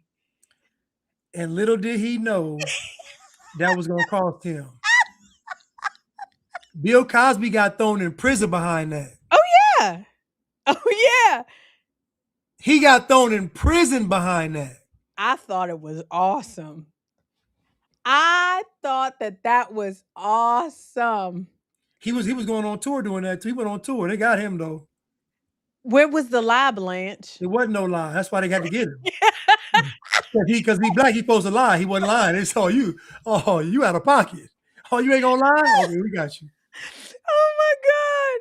But yeah, I mean, but essentially, the sad thing is that white people are constantly trying to give black people a chance. They really are. And it's sad. It's sad. Let's go to some clips. Okay, go ahead. Yeah, because we might not have enough time, even though I wanted to get one person's. Okay, hold on. Can you pull the video up? The YouTube video? And Of Officer Tatum? yeah. Oh, yes, we got to do that. And just go to the section where the guy with the dreads, he's a light-skinned dude with long locks in his head. Here we go. You can just scroll through the video. Let me see. I had it on this guy was. No, I got a clip of him, about an Okay. 8-minute clip. Yeah, just keep going. You can go to that. Oh, her too. Okay, him. Are you having trouble trying to keep up with your professor? You've got to try Otter. Matter of fact, Here's let's how just it do the works. girl before him and then him, and then I got An instance in which So Brandon Tatum, this girl, yeah, her. Brandon Tatum, he really tried. I think he did a good job, but he got to unblack. Okay. All right. All right. So the claim is black people hurt black people, right? It's a fact. Well, More than any other group. Of course, it's not even close. Yeah, but black people lie, and so she's going to defend it. When you are not raised in a loving household and you're not protected, you don't have a father in the household, those things lead to devastating outcomes. Young men doing things they're not supposed to do, like we see in modern society, these young YNs, all of these things are contributing factors to decisions that we make. Okay, cool. So what you're describing is a byproduct of poverty, right? And what we know under a capitalist system is that poverty compounds over time in history as well as wealth. And what has happened systematically as well as systemically in this system is that black people have been pushed away from wealth creating mechanisms. This has happened for generations, even past slavery. Even if we were to argue that after slavery, nothing else happened. There was no Jim Crow laws. There was no redlining. There was no unequal implementation of the GI Bill. We would still see that, like, our country has lived under this disenfranchisement of black people longer than it has been free. So my question is, what do you think accounts for like the $4 to $16 trillion that was stolen from black people through slavery? Like, where is that equalizing mechanism? I don't believe that you can say. Stop. And this is what I mean. Black people are allowed to just say this stuff and it's taken as fact and truth. Yep. That's a problem. What she is saying is hot trash. It's garbage. Slavery. If poverty was an indicator of crime, then the trailer park would mirror the hood. It doesn't. It doesn't. It's true. Appalachia. The poorest white areas in America, and they still exist, are nowhere near as violent as the black areas. It's not even close. Facts. And PG County, which is one of the richest black neighborhoods in the country, highest income for blacks, even in Atlanta, you can't leave your car door unblocked. You can't send your kid to the schools. That's just the truth. If I'd asked her, is not reading on grade level, is that a part of poverty? She gonna say yes. So then why can I go to the majority of black children cannot read, write, or do math on grade level, regardless if their parents do well or not. Yep. Yeah. But again, she just spitting a whole bunch of nonsense, and you got the white man's weave in your head. I know. She need to unblack. Y'all, I'm putting mine in. But When you said it was Somalian weave, what kind of is it? Indonesian. Indonesian. Okay. All right. Okay, you can play it. You can play it. That money was stolen from black people during slavery. Oh, but let me explain. Because money wasn't stolen, opportunities were not there because black people were slaves. It's not a fair comparison. So imagine now, this. You got 200 people on a plantation and they're making you millions and millions of dollars, right, a year through their labor, right? So what happens is there's no money to steal because black people weren't granted the humanity you're to saying be compensated black for the value people, that they created. Well, let's look at it like this. This is an environment and a dispensation of time where slavery was a fact and a reality around the world. And we live under capitalism, right? Let me explain. So it's not like it was somehow uniquely. Oh, it was very unique to the West. It's not uniquely in the United States of America. Chattel slavery? Majority of the slaves Do you want to were in compare South chattel America. slavery? Let me just give you an to- example. Majority of the slaves were in South America. You do agree to that. About 400,000 black people Do we were want to made focus on slaves America, over though? time. Why are we pivoting the conversation? My We're question not pivoting was anything. You jumping what- around. No. Let's stick to I had a something where question. we Do you can remember have the question I asked you around 2 minutes ago? I asked you this. I feel like you want to be confrontational more than you want to get to the bottom of a conversation. You're saying it's unfortunate that that's the way that you feel about how I'm trying to approach a question. We need to stick to a What's point. the Are you equalizing saying mechanism? $4 to $16 trillion, right, was the revenue that was created through the unpaid labor that came from chattel slavery. In my opinion, you cannot judge slavery and act as if black people even had a fair chance in the first place. That's what I'm talking about here. Let me explain. We need to talk in terms of after slavery was abolished, what opportunities were presented to black people. If we do that, we cut out around 2/3 of the story, right? So what I told you before, right? We live under capitalism, and if we live under capitalism, what we know is a couple things. Wealth comes from capital, and capital compounds, right, value. So what happens is property taxes. Are you trying to say that inevitably black people will never have an opportunity to be successful in America? Is that what you're saying? I'm explaining something really, really crucial here. I mean, that'll can help you you answer with the that? point. Because I think we'll be on the same You can't interrupt platform. me when we're not having the same conversation. I'm trying to get to a point where we can have a real discussion. If it is the case that property taxes, right, fund our school systems, build them up, okay, and we see redlining literally labeled neighborhoods where black people were living as inharmonious, full of inharmonious racial groups to the point where they couldn't get the mortgage, right? This was what, 60 years ago? Grandparents, parents, right, who experienced that inability to have a home. 2/3 of the middle class gets their generational wealth from properties.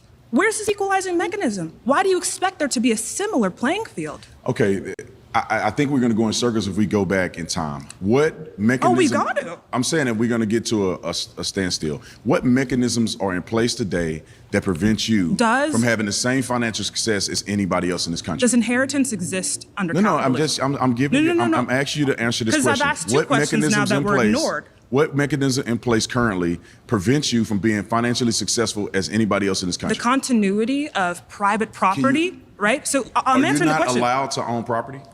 That's not the question here. It's who had access to property. No, we know. Let's put it this way, because we're going to get into an argument in circles. I don't think it's going in circles. I think you're not answering the question. Here's the thing that we can agree on. I asked two questions. Let me say, this is the thing that we can agree on. We can agree that there was discrimination in this country. We can agree that there's some elements of. Do you agree that inheritance exists? We can agree that there's elements of things that happen in this country that put black people behind. We can agree to that. Okay. But what I'm telling you is that we cannot still live. We're not living in the 60 years past. ago, We're living in the future. and act as if we don't have an opportunity today. Here, let me. So, if you look, and this is another thing, black people know everything, but know absolutely nothing at the same time. I love that. I use that all the time. Y'all know everything and you know nothing. So the problem is that the reason why, and I'll tell anybody this, if you want to debate me, you can't bring up slavery. They wouldn't have nothing. So you see why she keeps saying it's 2/3 of the story, because if you talk, that's why he keeps asking her, what can't you do today? Because what they do is they talk about the past, but you can't change. So it's almost like it's even an unfair argument. We can't change the past. So what can, and then she says inheritance. If you look up right now how most people get their wealth, most people create their own wealth. Yep. There's no mass transfer of wealth from generation to generation. Most millionaires became millionaires on their own. So black people believe, because black people are very simple-minded, they believe that all white people have money, all white people have homes, all white people are rich. This is what they believe. It's just a childlike fantasy mindset. They believe white people don't struggle. They believe white people should have the best life on the planet.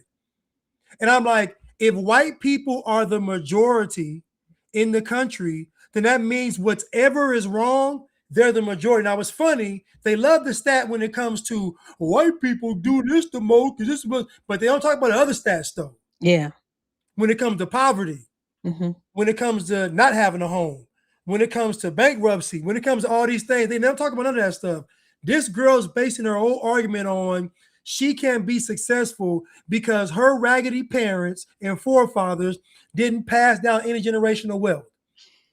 This is what she's saying. I can't do it because I didn't get stuff handed down to me, which is under the assumption that every white person is successful because somebody gave them something. This is the black people's thinking. This is their mind. They don't believe in hard work. They don't believe in sacrifice. They don't believe in dedication. They don't believe in a responsible financial plan. They don't believe in financial literacy. They don't believe none of that stuff. They believe that white people magically create something and just pass it down. Yeah, but I mean, even that is cap because I mean, black folks had stuff passed down to them. I mean, grandma's house. They did.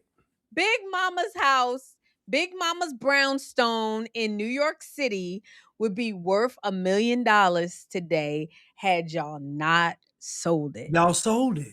So stop it. It doesn't matter what black people are going to have to come to the realization is it really doesn't even matter. Even socioeconomics with a lot of black people doesn't even matter.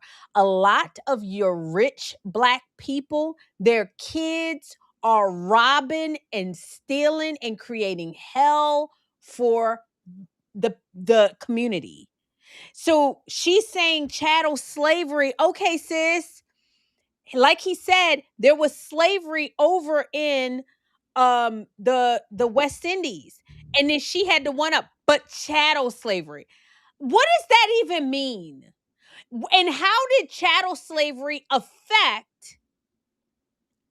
what the outcome is? You get what I'm saying? Okay, you had let's say our slavery was the worst. Let's say, like you said, Blanche, let's say our slavery was the absolute worst. We got beat, we got this, all them things. We got fed to alligators. Now that you guys were free, y'all were the best and the brightest when you guys were free. Y'all got jobs, y'all worked hard, y'all did all of that. Okay, what happened? What happened? Y'all were better off closer to that chattel slavery that y'all said was so bad than y'all are now. Right. So what? And that's what you got to move on. You got to move on because it is evident that y'all could succeed when you were closer to the worst times. It's true. It's true. How did y'all have a 90+ percent marriage rate during slavery, and now it's 30%, or 29%? How do y'all get married at almost 100% during slavery, but when you're free with economic advantages, it's 27%? Yeah. Make it just make it make sense. And they got mad at Brandon Tatum for saying that blacks were better off during slavery. And to be honest, y'all don't know how to act with freedom. Y'all really don't. Y'all are out here wilding. Because freedom comes with responsibility. Thank you, Maestro. They say it because it sounds like cattle. They say it because think about it. And this is what I love. And I asked them, you all are trying to say that slavery was worse here. If a person's a slave in Africa and they don't want to be a slave, what are they going to do to them? They're going to beat them. They're going to cut their foot off. They're going to kill them. So when y'all talk about chattel slavery, anybody that's a slave is subject to have this stuff happen to them because you're a slave. So if you want to leave, guess what? They're going to whoop you, they're going to beat you, or they're going to kill you. So this whole notion that America had a different kind of slavery, in other words, the slaves were happier somewhere else, it's insane. Yeah, it says this no generational wealth because of blocked home ownership argument needs to end. Black people have the means and knowledge to own property, save, invest, and benefit from compounding wealth. They do and they don't want to. They do and they don't. Like these people, I get so irritated with this whole home ownership argument. They don't want to own a house. You can buy a house if you want to. Y'all have no desire. And it's evident because a lot of them, the parents passed down. She's saying, oh, well, they didn't pass down. A lot of white people are poor. Okay. Thank you. They Living really check are. Most Americans live check to check. Can we be honest? Yes. Okay. Regardless of race, most Americans live check to check. Exactly. And y'all will have a property and sell it or get rid of it or don't keep it or let the I'm here in Baltimore. Like let the city take it. So stop it. Like cut it out. And it's actually proven that redlining wasn't just black people. Every bank, every good investor I guess looks at their risk. Every good investor analyzes their risk.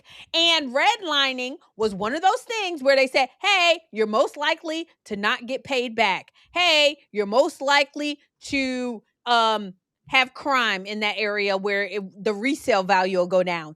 Hey, like that's still going on. Y'all so stop it. Redlining, white people were redlined. If it was an area with a bunch of white people and the white people were known to not pay people back or known to have high crime, which is not the case, they would have been redlining too. And a lot of times they were.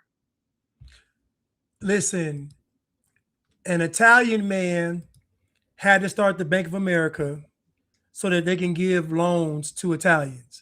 Yeah. So this quote unquote redlining, and Chuck and I did 2 videos on that redlining. It wasn't no redlining.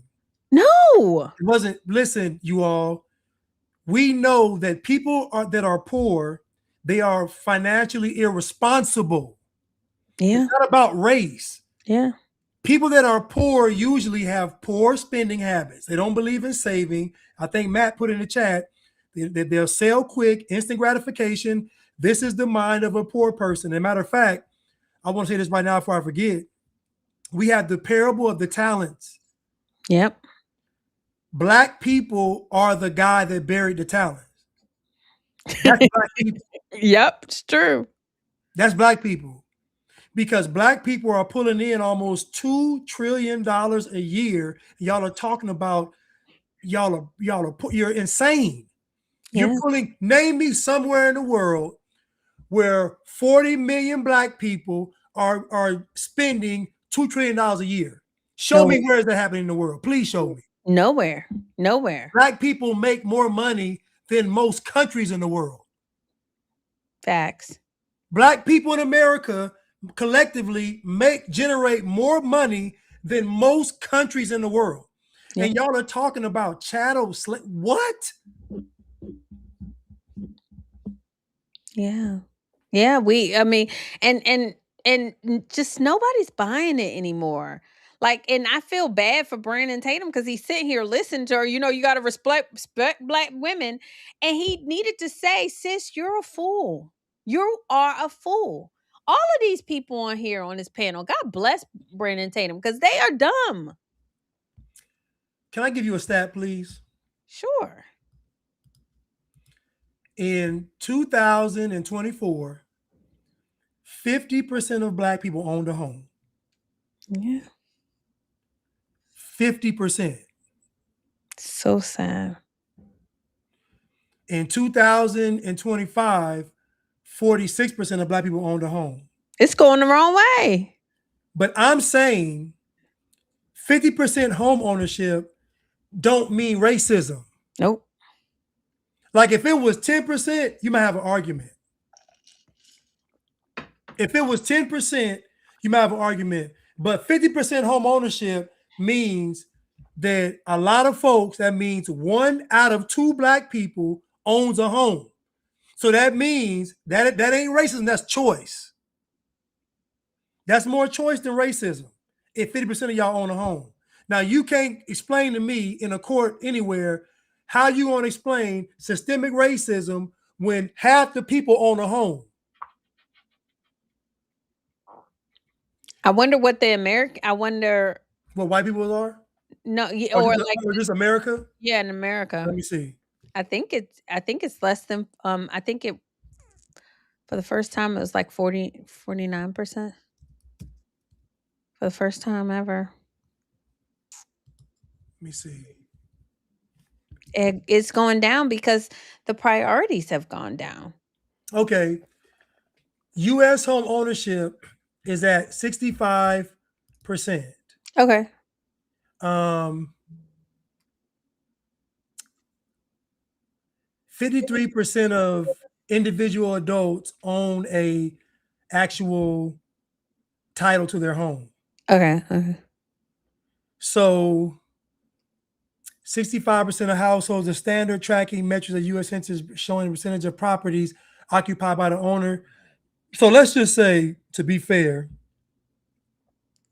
40% of American homeowners own their home free and clear without an active mortgage.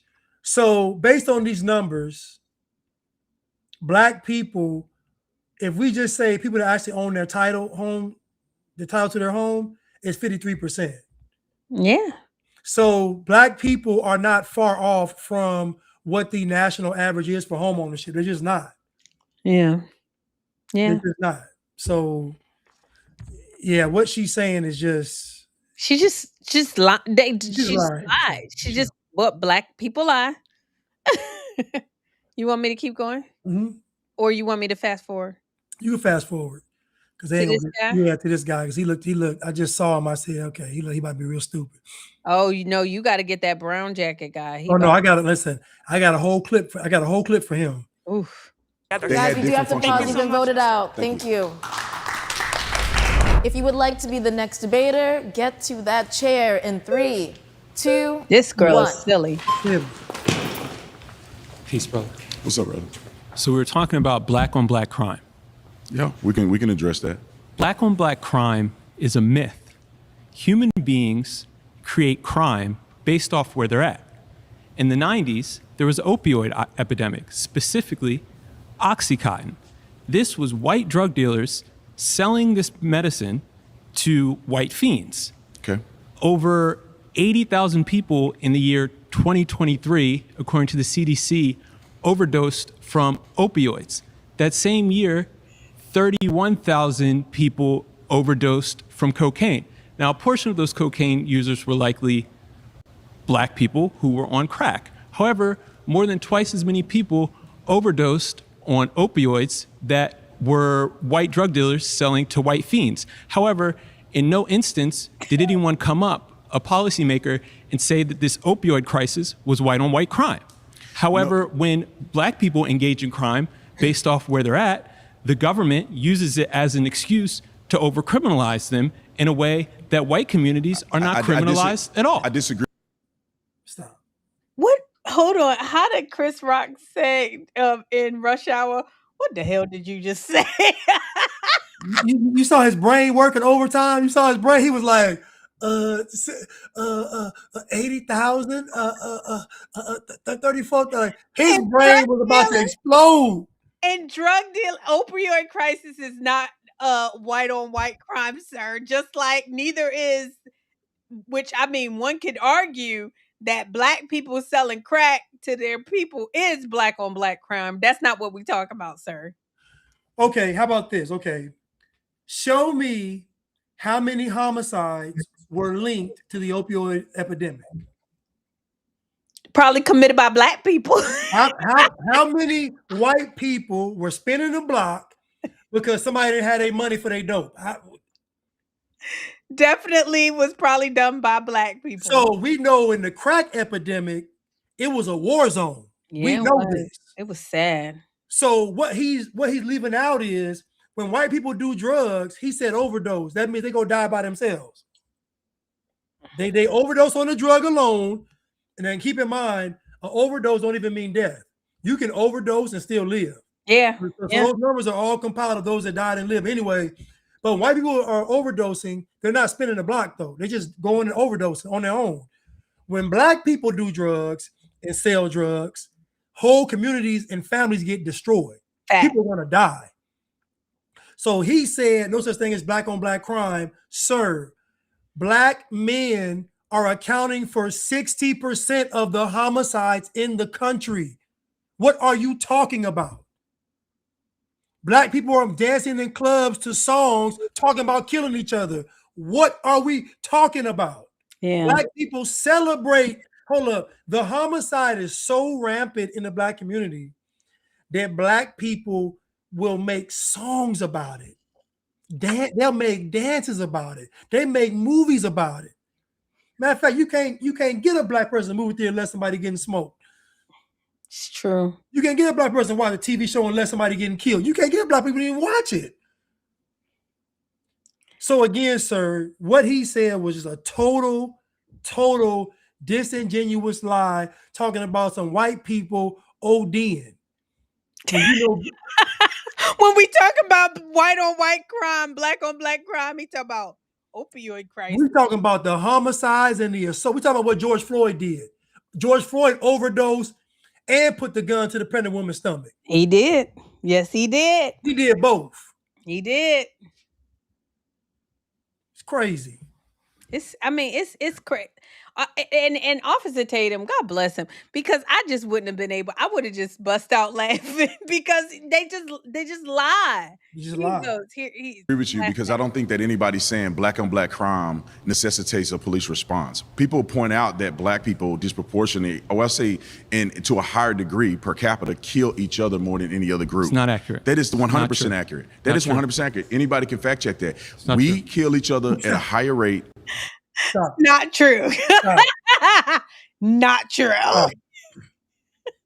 They fact checked him, right? This is black folks have no skills in this area. This is a disingenuous fact check. What they're looking at is percentage. I'm telling you the numbers.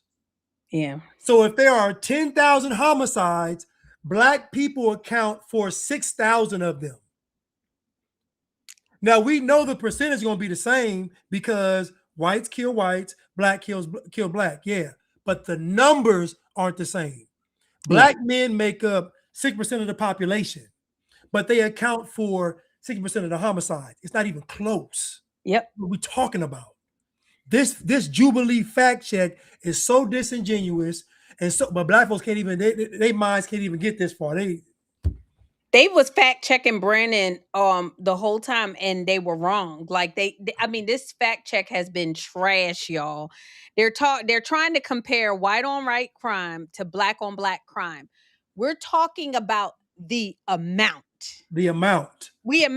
I'm over the whole black on black crime because y'all get offended because y'all just want to be offended about something. Honestly, niggas is killing whites. Niggas is killing blacks. Niggas is killing Asians. Everybody. Niggas, so let's forget about the black on black. I mean, that's just one of the people that y'all is killing. I mean, so let's talk about, like Blanche said, the amount. We do not have a race problem. We have a problem race. We have a problem race, not a race problem. Okay. I'm going to keep going. Go ahead. Per capita than any other group. That is a fact. Now, the reason that people point this out is because others try to claim that the biggest threat to our existence, the biggest threat to our young people are white people, or systemic racism. But the reality is the cause of death, the leading cause of death for young people 25 and under, from 15 to 25, is being murdered by another black man. Then you go on beyond that, and the leading cause of death is what? Health issues. I dig it. Heart disease, So the biggest, diabetes, and other, it has nothing to do with white people. Okay, cool. So the biggest threat to black people and the biggest threat to the world is the system of racism and white supremacy that we live in. Because the system of racism, white Give me an supremacy. example how I'll give you the an example. I'll system break it is- down. The is system of directly racism, affecting you. Exactly. The system of racism, white supremacy affects every faction of interaction. Give me We're an talking- example. I'll give you an example. We're talking economic, social, and sports. So these these black drug dealers that you're mad at. For example, Freddie Gray. Freddie Gray was a petty black drug dealer. He still who was selling drugs. Yes, he To was who? selling drugs. Who was he selling He drugs was to? selling drugs to black people. Okay. But no petty white drug dealer No, has we're ever not. been Why we thrown in gotta the talk- in the back of a That's not paddy true. wagon and ended That up is not dead. true. They just only didn't get black publicity. people are only petty That's black not drug true. dealers are criminalized for. That's not true. That is not. I think they treat the white ones Worse. harsher and worse. Okay, so can you tell these black people something for me, RPG? Tell them that white people are in prison too. Can you tell them that white people are in prison? Can you please tell them that white people are in prison? Aryan Brotherhood. Now, they're not going to tell you that white women make up more than half of the prison population for women. Wow, I didn't know that. Yeah, they'll never say that. They never mention it. So my question is, this black people's mind, he believes that white people aren't being punished. I'm like, dude, have you been to a prison? You been to the jail? Yeah. No, and it's always the light skins. This guy is sitting up here arguing something that's just not true. And Officer Tatum is telling him, he's like, no, black people don't do that. And like somebody just said, this is low IQ. It is. It's low IQ. And he's sitting up here trying to act like he's all smart. I feel, y'all, when I see this type things, I actually agree with this gentleman. He said that the problem is the system of white supremacy. And I agree with him. White people are not taking their rightful place in this world, Right. and being more racist and being more supreme. Like, ever since white folks started standing down, stand back and stand by, like my president said, we've had a problem in America. Right. I feel cheated. I have not been able to have my colony on Mars or my flying cars and all of the things that white people create because they've been giving black folks the ball. Yes. I agree with him. Well, he don't mean it like you mean it, but yeah. Yeah. So I was trying to find the prison stats. Uh-huh. So in the state prisons, there are more black men, let's say black men. Black men make up 34% of the prison population. And they commit 60% of homicides. So that's about right. Because you think about it from a practical sense, think about homicide being the furthest you can go, right? Mm-hmm. So if that's at 60%, you know that what's close by are robbery, assaults, arson. You see what I'm saying? Because that's the pinnacle and it's already a high number. So black people, this is why it's how you know black folks are committing most of the crime. But again, they make up 34% of the prison population. So that means for the amount of crime they're committing, it doesn't match their population in prison. Exactly. You see what I'm saying? And if we go so there are more white people in prison, state prison, and we go to federal prison, there are still more white people because 57% of federal prisons are white inmates. So this notion, but guess what? white people aren't committing 57% of any kind of crime. Nope. So think about it. White people's percentage numbers in state prison and federal prison are far greater than their actual percentage of committing crime. Whereas black people's numbers are far greater, but the percentage that's locked up is less. Exactly. So this notion that it's mass incarceration or all this is all nonsense and cap. It's all a lie. And for me, white people being I think I lost my train of thought when it came to, like, I was trying to make a comparison about black people and their repeated offenses. Like repeated offenses. I believe that a lot of the white people that are in there, they probably ain't even they probably threw the book at them, Blanche. Listen to me.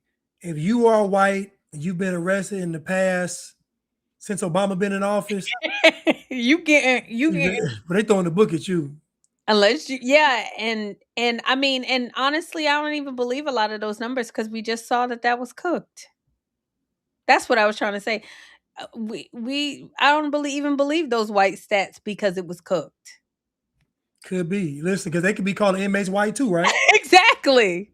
Right. Oh no. Oh, what would they be doing? No. Yeah, they would be saying it's a white inmate. Like, No. They want the numbers to be higher. No, listen. Yeah, they be saying this. Yeah, they be saying it's a white inmate. Yeah. Yeah, they'll be saying, Alua Akbar is white. That's crazy. So, I don't know. Okay, let's go to that milk dud here, dude. Okay, you want to share it or you want? Yeah, I got a video of him. Yeah. Okay. Go ahead.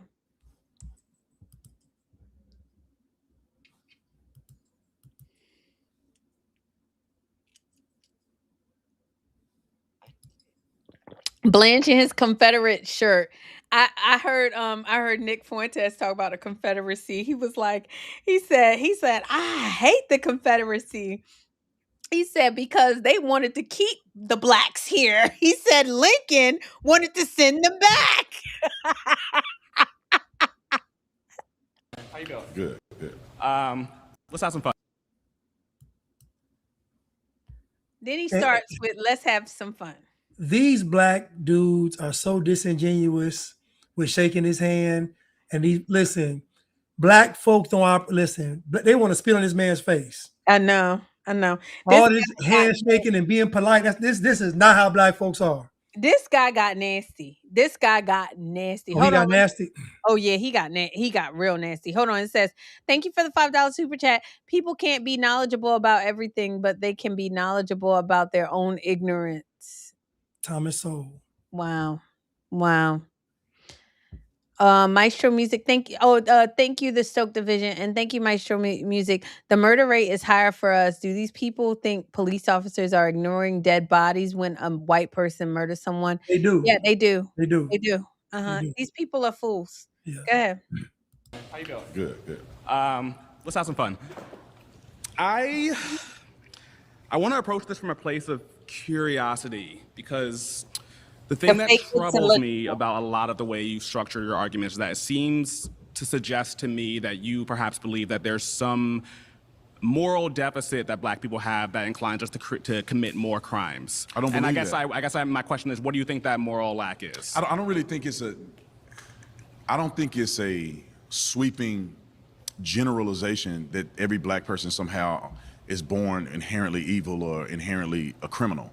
I think that there's different things that do cause people to fall down a path of committing crimes, which is what their fathers did and what their mothers did. One might say context and systemic racism. Or I don't think it has. I think it had much to do with racism. No. I don't think it has. Like for instance, we can isolate criminal activity that happened in the black community that has no hand or involvement from white people. Yeah. You know, a young man deciding to grab a gun and do a shooting has nothing to do with white people. A young man having sex with 5 and 6 women, getting them pregnant, and not standing up for his responsibilities has nothing to do with white people. See, but when you tell stories like that, it seems to suggest that you're saying that black people are responsible for all of that versus these isolated incidents, these mythical isolated incidents that you're bringing up. I guess I'm saying it's personal responsibility. You're saying mythical. It's not isolated either. Isolated.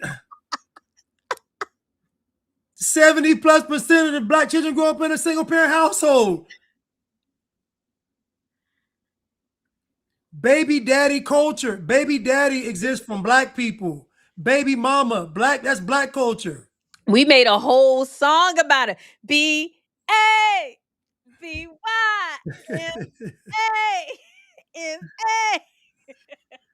Like, is he talking about mythical, isolated incidents? So hold on. Are they isolated or are they mythical? Which one is it? They can't be both. We talking about mythical and isolated. That's crazy. And then There's no white man there. Epidemic. You say what? You see, he ready. Like he's saying, let's have some fun. But then he ready. Like he charged. But he just lied though. I know he's gonna lie this entire time. Okay. A personal responsibility inside the black community. I agree with How that. do you measure that? By looking at the effects of it, looking at what black people are doing over time. So earlier, people have come up and given you a vast number of statistics that indicate systemic racism, inequality, poverty, education. It's happened over and over again. Yet you claim black people have an epidemic of personal responsibility, but you can't give a single statistic that indicates that. I can.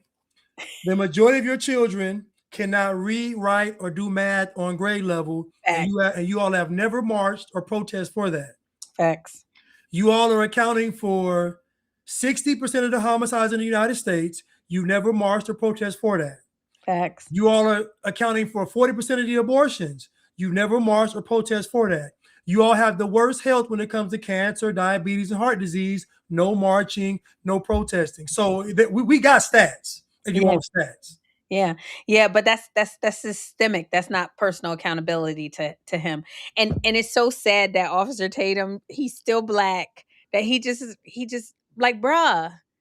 Yes, it is personal accountability. Yes, you guys, something is wrong in your head that y'all think that white people are supposed to fix this for you. Hold on. Anna Valisa said it's not, let's clarify, it's not 55% of black people are committing the crimes. It's 55% of the crimes are committed by black people. Yes, that's true. Yes. No, most black people aren't committing crime. Let's be clear. Yeah, They're not. It's like 3%. I think it's like 3 to 5%. Yeah, most black folks ain't committing crime. Mm-hmm. But what we're saying is that the black folks that do commit crimes, it's at an astronomical rate. Yeah. That's what we're talking about.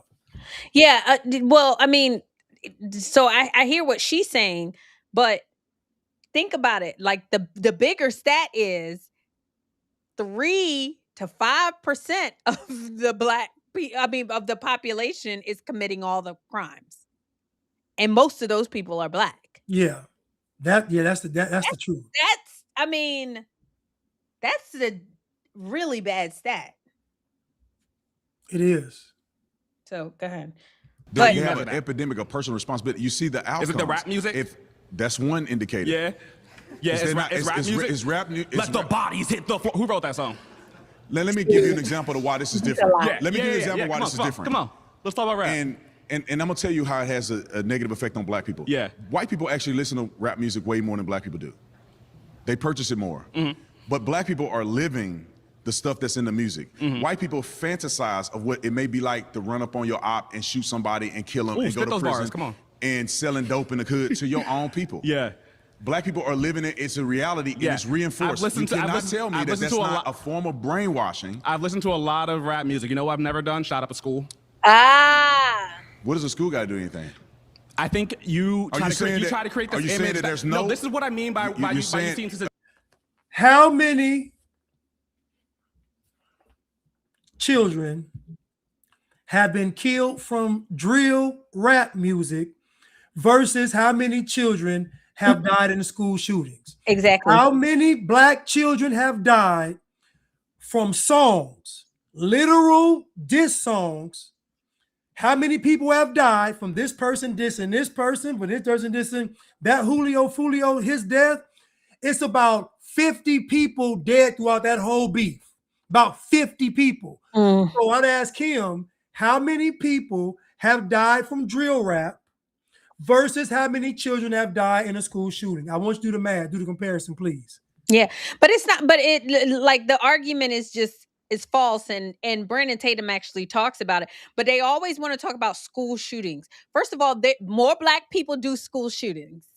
More black people do mass shootings. The definition of a mass shooting, Yes. Brandon Tatum says it's 2 or more, but I think the definition of a mass shooting is 4 or more. We Yes. just talked about it, 2 weeks ago, about 2 black teenagers killing 5 people, and the news is not even reporting on it. Sir, that's a mass shooting. If you're going, you don't even want to go there with white people in mass shootings. You get the mass shootings get sensationalized when you see one person or Columbine or one person going and shooting up a few And that's people. rare. And that's rare. How many times have we seen a Columbine shooting? What? In my lifetime, I've seen maybe 5. Black folks is getting sprayed, okay, like every day. Oh, so him saying, "Oh, I never should," like you always say, Blanche. Black folks are going to compare themselves to white folks. It don't matter what. It don't matter. Well, I've never shot up school. Like that's the only shooting that can happen. So I'm glad you said. I love what you just said. So you said, let's just say the mass shooting is 4 or more. Yeah. We covered the Julio Fulio case, right? In that case, 5 people got shot. Think about that. Even in the Julio Fulio case, 5 people got shot, Julio being one that died, not called a mass shooting. And guess what? They got shot in the same place at the hotel. 5 people got shot, not called a mass shooting. Legal definition of mass shooting. Let me see. Because Brandon Tatum in this exchange is 2 or more. Legal definition of mass shooting.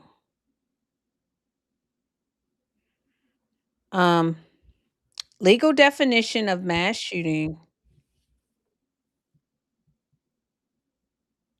3 or more deaths in a single incident. Yeah. Oh, 3 or more deaths. Yeah. Black. Black folks. Okay, well, black folks doing that. I stand corrected with my description, but yes, black folks doing that. Yeah, black folks doing that. What? That's every week. Yeah. Exactly. That's every week. Yeah, that's every week. Y'all are so obsessed with the Columbine shootings or the school shootings. Even on school shootings, I would probably say it's black people because in Baltimore they out here killing people up at the schoolhouse. Black folks have a specific gun modified for their type of violence called a kill switch. Where you can just pull the trigger and empty the clip. Black people kill so much, they have a modified killing apparatus on their gun called a kill switch, where they modify the gun to just pull the trigger and empty the clip. Black folks. Yeah. So this guy don't even want to go there. Are you saying that there's no negative? No, you're saying that there's no negative. There's some kind of lack that causes us to be more prone to violence, but you don't acknowledge any of the historical context. Are you saying that there's no negative effects of brainwashing yourself about killing your brother and sister and listening to that on a day-to-day basis? There's no negative effect in that. Right. Why are you posing this as a uniquely black thing? Because this is like when you make the argument that violence has been a part of art all the time. I write for a living. You know who glorifies violence? William Shakespeare. You know who glorifies violence? Quentin Tarantino. But you don't see anyone talking about, oh my God, this is responsible for all the white on white crime, even though there are more white criminals in America than any other race. We're talking about black people. Yeah. Do you think that black? You see that dude in the back doing this? like you see that? What is this? A grown man doing this? What is this? Does that mean he ate? What is this? Is it sprinkling? It's just something the ladies do. We say that's tea. That's tea. Gay, man. That's gay. Very gay. Why are you doing this? Very gay. And it's all a lie. Black people, and he's lying. Yeah. Yeah, black people, white people do not commit more crime than black people. I mean, that's just a lie, but black people lie.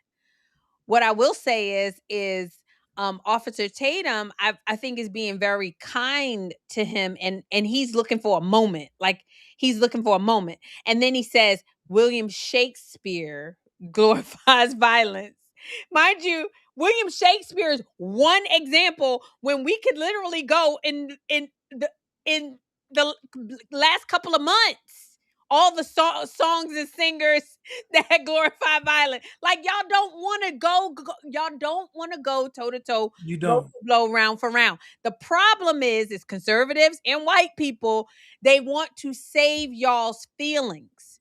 They don't want to hurt your feelings and tell you that yes, there is something in black folks' minds. I don't know, you can call it genetic, whatever, you can call it low IQ, that y'all kill people. We just established that white folks listen to the same music that y'all do. Y'all are the only ones out there killing niggas. I don't know. Ask your mama why y'all kill people so much. Ask your daddy why y'all kill. That's really what the answer is. Because white people are trying to figure it out. Black people like, oh, you think that we're less than because we kill people. You are. I do. You are. I do. Stop killing people, and then you won't be less than. Can I ask you a question? Where does the term no snitching come from? Black folks. Okay. No snitching. Boosting, stealing people's stuff. That's all, y'all. Finessing. This is all black culture. And we need to be honest about it. Stop pandering to these people saying, oh, no, it's not. It's not in their DNA. Let them prove it's not in their DNA. Yeah, y'all prove it. Y'all prove it's not in your DNA. Prove it. But right now, it's in your DNA. It's in your skin. I don't know why you out here killing niggas. It's the melanin. It's in the melanin. That's how real and raw we have to get with these folks. Hip hop music, rap music is detrimental to the black community. No.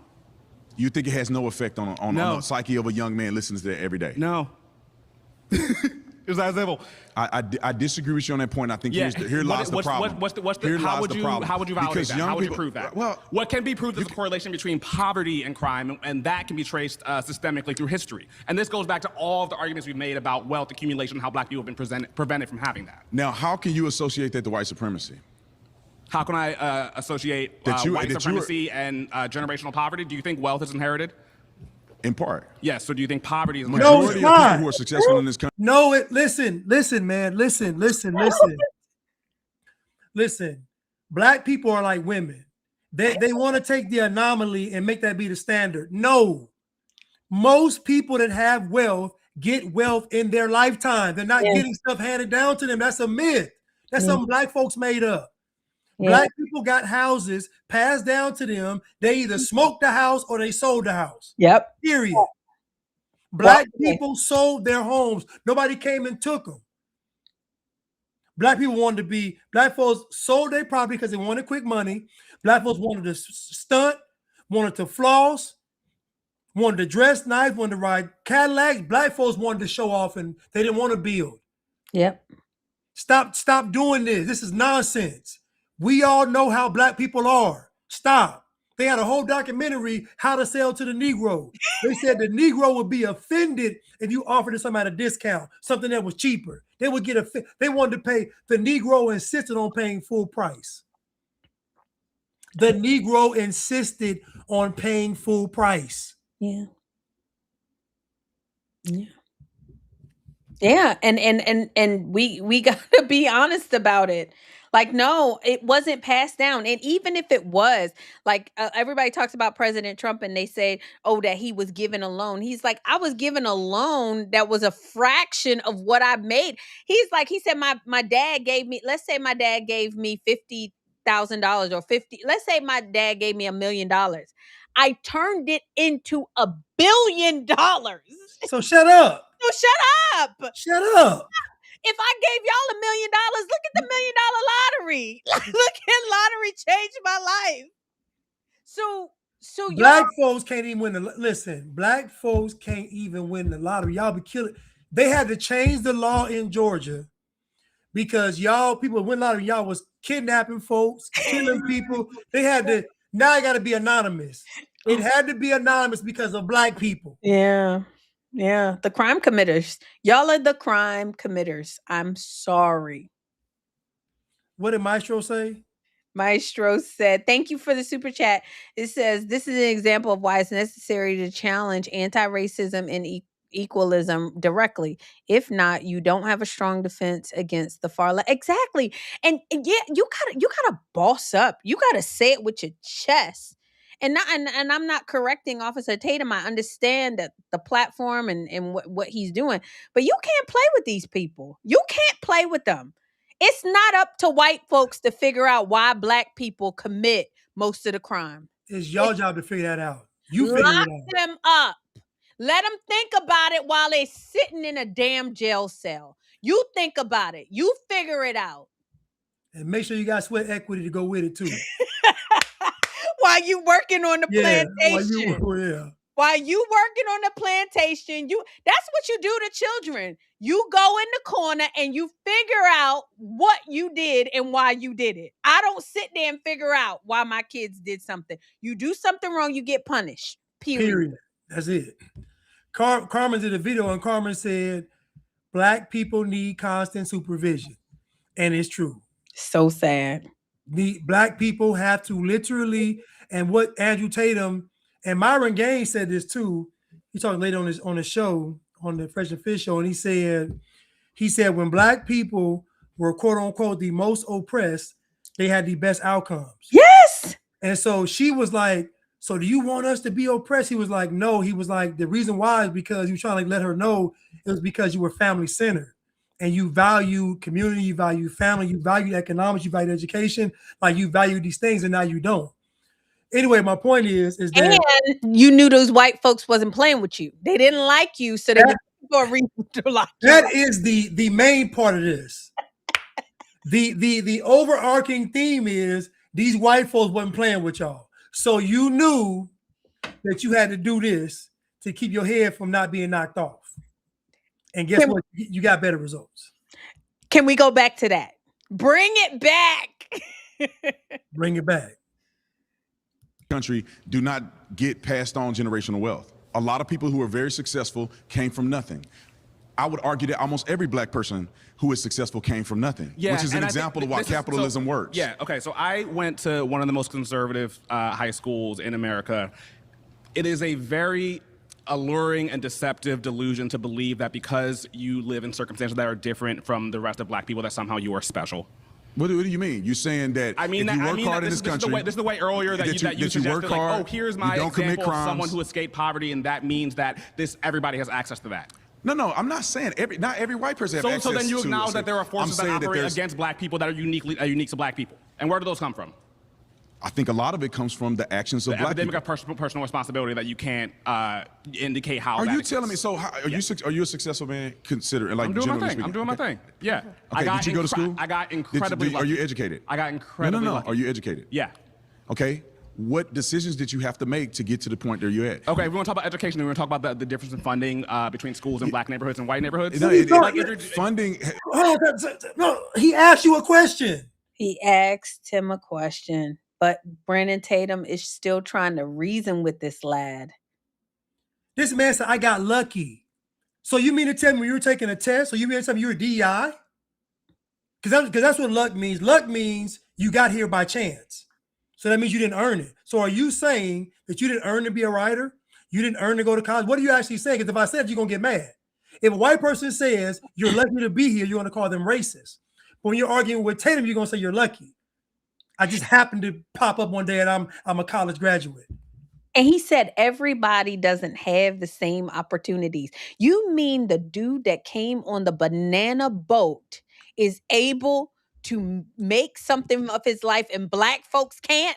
Then yes, it's in your DNA. I mean, if you're saying that, this is the argument that he's saying. I'm not saying that, Blanche, because we're not black. You just said that some people who have an American birth certificate don't have an opportunity to be successful. But the person who swam here, the people who came on the boat, the people who overstayed their visa, they all have a better chance of success than you do. Then yes, you're right, Mr. Tan Jacket. It's in y'all DNA. And I hate that for y'all. I hate that It's not in mine, baby. I unblacked. I'm mad. He just lied. He just lied. He said he was lucky. He said he was lucky, and he said everybody can't have the same outcome. Every time in my life that I failed, guess whose fault it was? Yours. Mine. I went to probably one of the poor schools in my school district. That didn't make the difference of whether or not I did my homework or not. Yeah, this is the thing why I think you're convinced that you're special. I don't think that inherently, because the color of my skin, that somehow I'm behind the curve against white people. Yeah, Harriet Tubman escaped the plantation. A lot of people didn't. Is it the fault of all those black people that they couldn't escape? I don't get your point there. The point that I'm making is that people live in dire circumstances, and every once in a while, someone can break out. And that's not an indication of the system itself. Black people don't corrupt. live in a world where every now and again, the majority of black people live in the middle class. Yes, but a lot more black people live in poverty than any other. Disproportionate, and a lot of those are because of decision making. When you have children, and you're not married. This is why I'm saying that I think you think that black people have some unique moral deficit. You're saying that there's an epidemic of personal responsibility in black people, but you can't prove that. And yet we can prove that systemic racism exists. But you don't. What you're doing is you're assessing or associating racism. Stop in America? When does systemic racism stop in America? I don't think there was real systemic racism ever. Keep going, please keep going. Right, I would love for you to go for the rest of this time on that. I do not believe that there's been systemic racism in America that's been the primary reason why black people cannot succeed. Right, but you can't prove that there's an epidemic of personal responsibility. This whole epidemic of personal. Boy, listen, I'm sorry, man. I can't stand when y'all Negroes learn a word. I promise you, when y'all learn a word, it just because y'all won't stop saying the word. I can't. What was the one word that Austin was using? Nuance. Disingenuous? Was it what was it? Nuance, disingenuous? It was nuance. Disingenuous, I think. Probably disingenuous. Was it obtuse? Was obtuse one of them? Obtuse. Yeah, that was one. But don't talk about Austin. No, listen, we love Austin. I'm just saying, but when y'all learn a word, y'all just it's like y'all wear it's like a new pair of shoes. Yeah, Austin is black and light skinned. You know they the worst. This dude brought up Harriet Tubman. How you gonna argue with this? You can't You can't. They just go back to slavery. You can't argue. But they would hate talking to me. I'll say, listen, America ain't never been racist. I say y'all being slaves was necessary. Harriet Tubman was a myth. Was a myth. So I keep going. He was like, he said, what does that have to do with what does it do with the price of tea in China? What are you talking about? But he was trying to say that Harriet Tubman didn't save anybody, couldn't save everybody. Is that everybody else's fault? Yes. Yes. Who said they wanted to leave though? Like the assumption is that slaves didn't want to stay. If Harriet Tubman could do it, then that means all of y'all could do it too. If you did do it. So it's your fault. I mean, that's personal responsibility. The epidemic of personal responsibility. Everybody is given talents. We talked about the parable with the talents. Some 1, some 5, some 2. Okay? If Harriet Tubman was real and she was really doing what y'all say she was doing, even though she was slow. They said she was slow and she used to have blackouts like epilepsy episodes. Yeah. And if she was running from the south to the north to free y'all, and y'all with your good sense and your good legs and your good arms and no blackouts couldn't do it too, then yeah, it's your fault.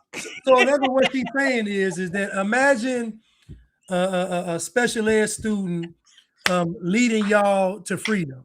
And that's essentially what Harriet Tubman was. Just blackout, slow, just one. I think she was short. She couldn't, she had no attributes to lead y'all, but yet y'all follow her. And then my thing is, when she blacked out, where was y'all gonna go? You didn't have a map.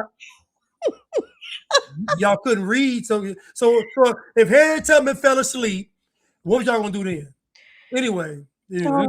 Y'all, that didn't happen. Can we bury the Harriet? Let me stop this Harriet Tubman stuff, Do you want to man. fight that today, Blair? Come on, man. Y'all, Y'all telling never me happened. the special ed student can free y'all, but you can't free yourself. So yes, it's your fault. Things It's that your never fault. happen. It's your fault. Things that Oh, go ahead. Go ahead. I'm gonna show that Harriet Tubman video. Systemic racism. No, look. And that's why I'm asking you, when did it stop? Because theoretically, that should be the Are you moment when saying? we're all equal. Are you saying that black people are not responsible for the decisions that they make? I'm saying everyone has agency. Everyone commits crime. Everyone does everything. Exactly. But people have had to live in different circumstances. So therefore, if you do the right things like you did, you have an opportunity to be successful, which is equal to just about anybody else, no matter what color you are. You think white people are better than you? No, but I worry you do. Why do you think I do? I'm the one that's saying that black people have an opportunity to be successful in this country just as well as anybody else. You don't believe that. So you think white people are better than you. Your prop perhaps could have been, we should do more to prevent crime and poverty in black communities, right? That's a way of framing the argument that's about you can say you can frame or whatever you want. You are focusing on, we're talking about black people. I'm focusing on language because words are important. No, we're talking about black people and you're focusing on what white people are doing. So All right, who harm black people more than other black people? How many people who brought us over here on boats? Black Gentlemen, the time's up. That bought us over here in boat. Here we go. It's so embarrassing. It's just so disingenuous. It's just a lie, man. It's embarrassing. It's just a lie. When you're losing an argument, you bring up the boats.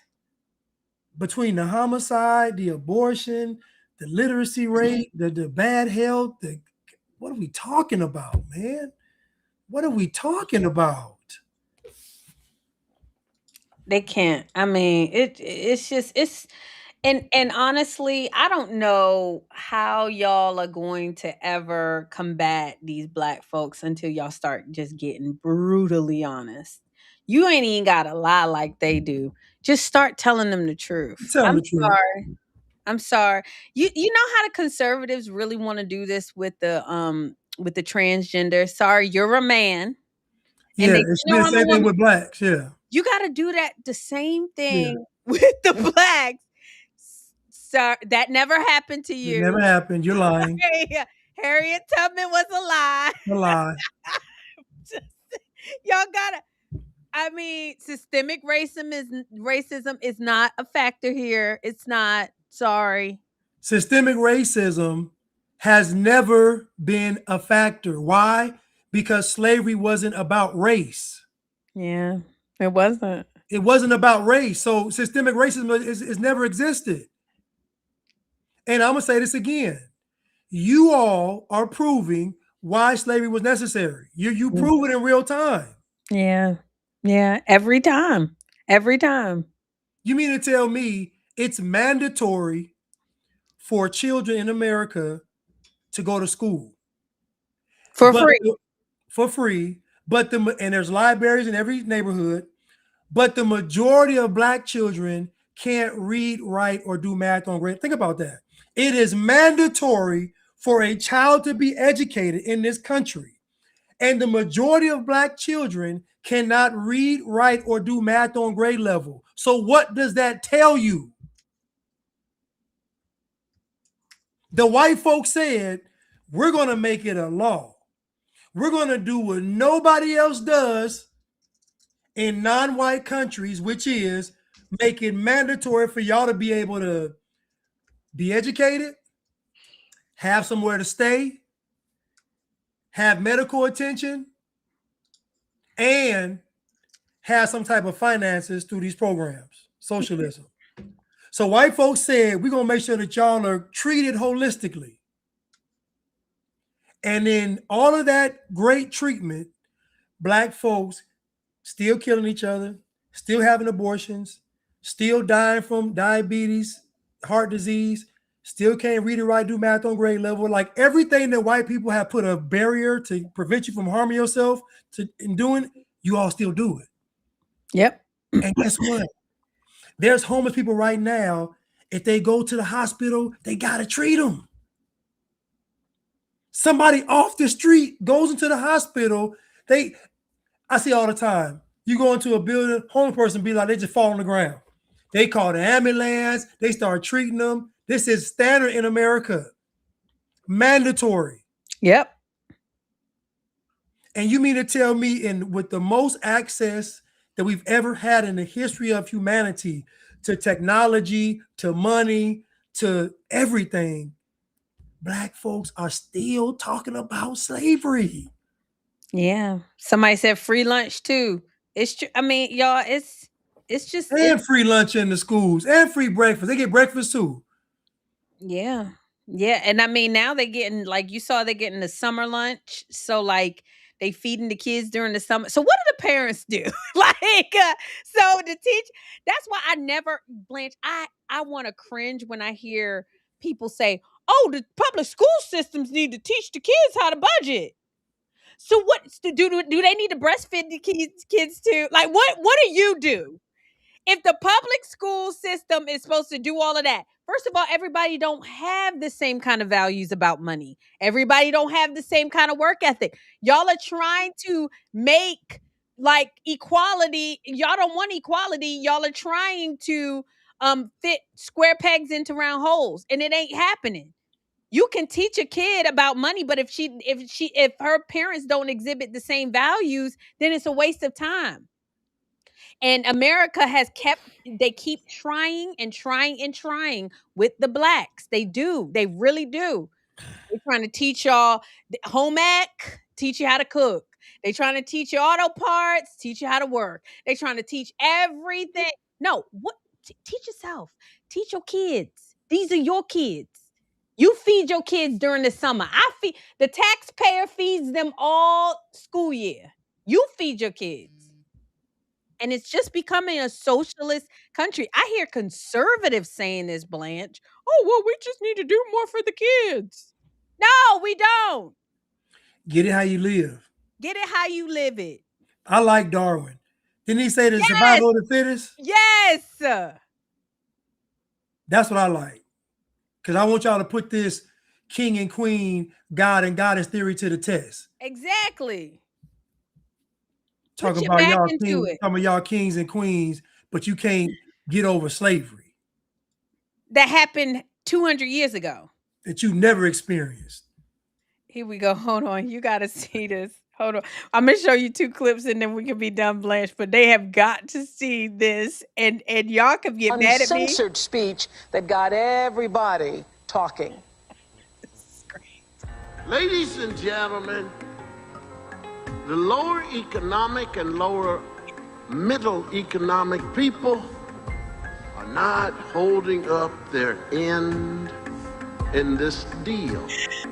In the neighborhood that most of us grew up in, parenting is not going on. They're buying things for the kid. $500 sneakers. For what? And won't buy or spend $250 on Hooked on Phonics.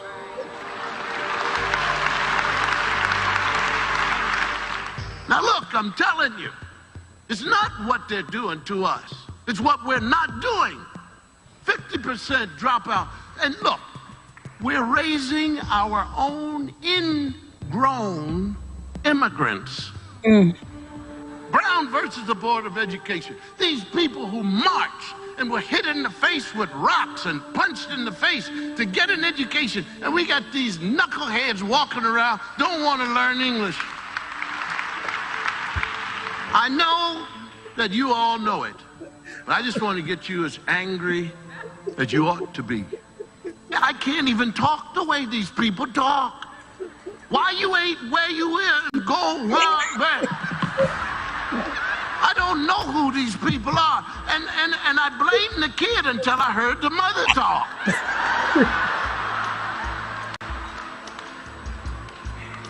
And then I heard the father talk. This is all in the house. Well, since Period. Show me the lie. That's why Cosby went to prison. Show me the lie. This right here. That's why Cosby went to prison. This is why. Because after this started happening, then guess what? Allegations started coming up. Somebody said he gave this same speech to his alma mater and instantly became the most hated black man since. Y'all, where was the lie? There was no lie. Y'all, we have done everything for the lower economic, and he said the middle economic. We've done everything for y'all. We educate your kids for free. We give you food. We give you clothes. We give you this.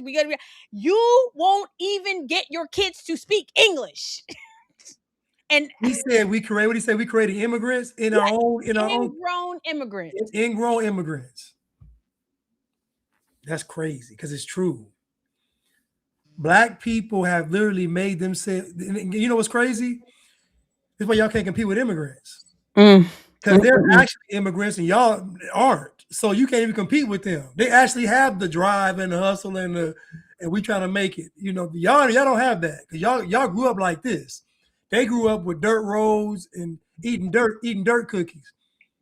Y'all grew up with free breakfast and free lunch at school. It's a whole different experience. Yep. And all it took was one black man to say that he raped somebody. And that's what y'all went with. Because everything he said, it don't matter because he's a rapist. It don't matter. Yeah, they love that, don't they? it could be 30 hours of truth. 5 seconds of a lie. That's it. We going with that. Ain't that crazy? Crazy. And this, y'all don't understand. He actually loves y'all. He actually loves. This is love, not all that other crap y'all get. Right. He wants y'all to do better. He's probably educated your kids, given money, given time. Forget what you think about him personally. It's crazy. Like Blanche, when I saw that, have you seen that before? Oh no, I've seen him. Yeah, talking. I'm saying I never heard him say that line. The lower economic and the middle economic are not holding up their end of this. He was talking about the way they dress. They put it down. They put it. Listen, he went. As I said, he was going on tour doing this. Yep. He did this multiple times. They said, you know what? No. I love it. I want to cover Obama's campaign. Sure, he was talking about black people. Oh yeah, he was. Yeah. Oh, that's a good one because he was coming for them too. But you know, he part of the gays. So yeah, he listen. But to get elected though, he had to run as a moderate. He did. Hold on, and then y'all, can we just bury this this Harriet Tubman? Blanche, you've done it too, but I think he says this in like less than a minute, which is just so funny. Of exposing black history because like it literally didn't even happen. We've all heard the legend of Harriet Tubman in school, right? The Moses of the Underground Railroad. She led hundreds and hundreds of slaves to their freedom. She's on stamps. Schools are named after her. Confederate monuments are taken down and replaced with statues of her. She may even replace Andrew Jackson on the $20 bill. I mean, it's pretty cool, right? The problem is it's all just like literally made up. At age 13, around 1834 or so, Araminta Ross, which is her birth name, was shopping in a general store in Maryland. An enslaved teen tried to escape and the overseer threw a 2-pound iron weight at this guy, but it missed and smashed into the skull of young Araminta, and she almost died and suffered very severe head trauma from this. So for the rest of her life, she was dealing with very severe headaches, seizures. She would just black out randomly. How is it that someone with chronic blackouts can lead nighttime raids or guide groups through swamps? I mean, historical records show that she struggled with basic tasks. Okay, but maybe she just is that good. Maybe she's her. So what's the problem with the claims themselves? I'm so glad you asked. There are virtually no primary sources from her time to corroborate any of this. That whole like extravagant bounty that slaveholders supposedly put on her head, no evidence of that. Her 19 rescue trips freeing 300 slaves, it's like totally made up. Even if you just Google it right now, they're like, it's probably like 60 tops. Okay, so where did the myth come from? Well, there were two key writers involved in this. The first was Sarah H. Bradford, whose books on Tubman are, according to Chesson, pseudo-biographical narratives, and they have no standing as sources of historical information because Bradford cobbled together a bunch of uncorroborated stories exaggerating all this stuff for drama and for sales. And Bradford later admitted to literally just relying on whatever Tubman said without any verification. And frankly, we cannot be relying on people with lifelong severe brain damage. Then there's Earl Conrad. He was born Earl Cohen, actually. And this guy was a Marxist journalist for the black newspaper Chicago Defender. And in the 1940s, he wrote quote-unquote history books on Tubman with zero primary sources, motivated purely by his dislike of white people. So, as a radical, he just twisted Tubman's story into propaganda for civil rights, ignoring ignoring her disabilities to create this kind of like invincible icon, this kind of like superhero figure. And by the way, that myth only exists to prop up narratives about black queens outsmarting and outrunning racist white people, and if she did it, well then you should too. You should resist systems of white supremacy by any means necessary. So the point of these stories is not history, it's just creating propaganda against America. Like, that's literally it. Truth matters. Also, I love black people. Y'all, shout out to John Dole. Go and follow him. He did like this all throughout Black History Month, February. And It was good. It was good. It was good though. it was so good. It literally never happened, y'all. Can we stop saying that? First of all, a woman ran state to state. Like come on, y'all know. Y'all have never met a woman that wanted to free a whole bunch. You ain't never met no woman like that in your life. You ain't never seen a woman that heroic or courageous. Stop. That ain't us, y'all. Come on. Well, and running state to state, Blanche. And doing it with a brain and doing it being mildly retarded. Come on, man. At night. We're not doing it, y'all. Women, y'all, come on, ladies in the chat. Y'all know we're not doing this. I don't even know why I believed this for so long, Blanche. Because we force fed this stuff. When I actually started looking into Harriet Tubman, I said, wait a minute. I said, this is impossible. It's impossible. They said she led troops in the army. They said she was a spy. They said she was a logger. They said she was a nurse. I'm like, how could she do all of this stuff? It's ridiculous. She's a superhero, Blanche. And that's why black people, one thing about black people, they love it when it's outlandish and foolish, boy. They love it. Listen. I'm so embarrassed. Somebody said Joan of Arc. Oh, wait, Wonder Woman. Yes, that's exactly. Like, y'all, just come on. Can we just stop it with the Harriet Tubman, okay? I don't want her on no dollar bill. I want truth. We want truth. We want truth. Yeah, she walked on water too. Exact. Like, y'all, can we just stop it already? Can we stop? Share this with one of your friends. So I'm like, Blanche, you were the first time that I ever heard somebody question Harriet Tubman. I want to do Nat Turner next. Just give him a little time, Blanche. I'm gonna do a whole thing on Nat Turner. I'm gonna get on Nat Turner because I'm like, I know if it gives y'all hope, it's false. It's all false, y'all. Like, I mean, if you go listen to like John Dole, like he is showing evidence that a lot of our Black history, quote unquote Black history, it literally never happened. It never happened. His name is John Doyle. You gotta go see it. And he does these exposing Black history. He talks about just the Hidden Figures movie. It's all a lie.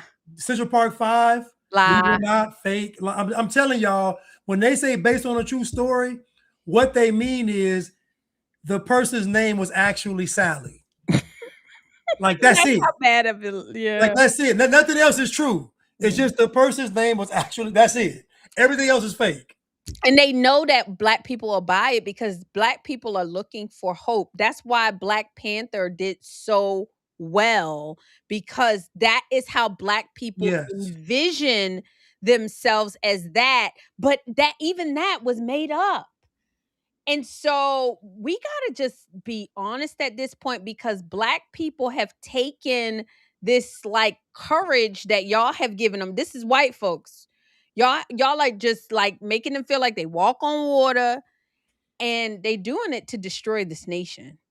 And the irony of that Harriet Tubman movie is that her biggest antagonists were Black slave catchers. Yep.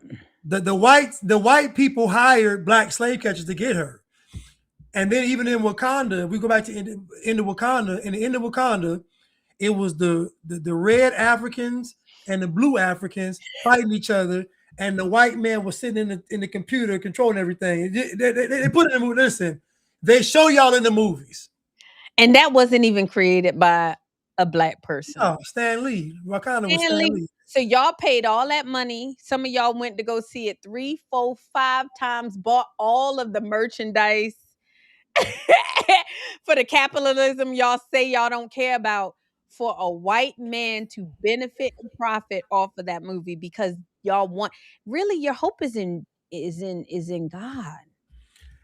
Your hope should be in God. Do you know? Well, listen, they can't stand God because God is God asking for too much. Do you know that when Black Panther came out, before it came out, I predicted, I did a video on it, they was gonna break all the records. Because I knew black folks were gonna go crazy for it. I knew. And I said it's going to break all, and I based it on how well the other Marvel movie had did. I think Civil War. I said this Black Panther movie, I said it's gonna break all. I said it's gonna be insane. It's gonna be the #1 film ever. And guess what? It was the #1 film. It was ever. It sure was. I knew it. I knew black folk was finna. I knew it. I knew it. They searching for something, y'all. I'm telling you, you need to unblack. Don't find your hope in this. I mean, like this right here, it's beautiful. So white girl, you beautiful too. God made you just the way that you are, but something that you had no contribution whatsoever in creating cannot add value to you. You only add value based on what you do and what you create and your contributions to this world. Say that one more time. Something that you had no say in or no help to create cannot add value.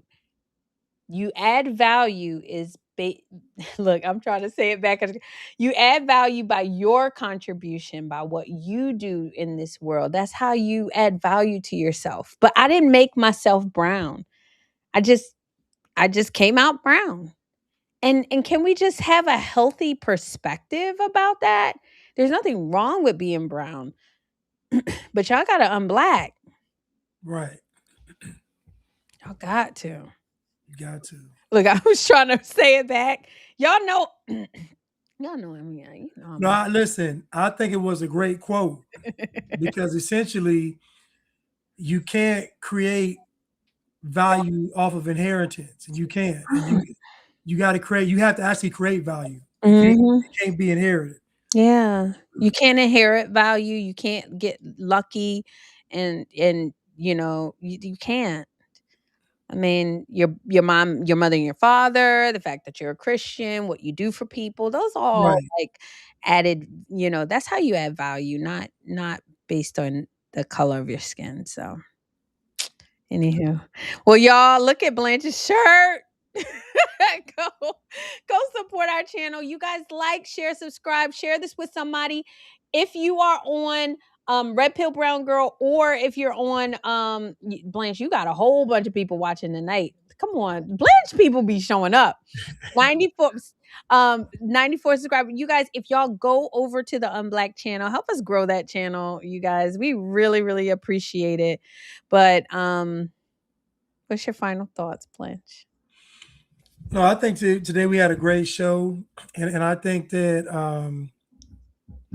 we're not giving y'all a pass. We're gonna hold y'all to the fire, and we're not nice like Boss. You know, in the Life movie, we ain't nice like Boss. We're gonna say you lying to your face, and we're gonna say it's not true, and you're just a victim. Yeah, that's it. We ain't finna do all that trying to be polite. Well, no, it's a lie. Yeah, Black people do better. Yeah, dude, that's all. Just do better. I'm Black. Step out of the dark and into the light. Unblack yourself. Peace. All right, y'all. We stepping out the dark into the light. No more blind. Now we see what's right. I'm not black, I'm free. I'm black. We're breaking free tonight. I'm black. I'm black. Walking in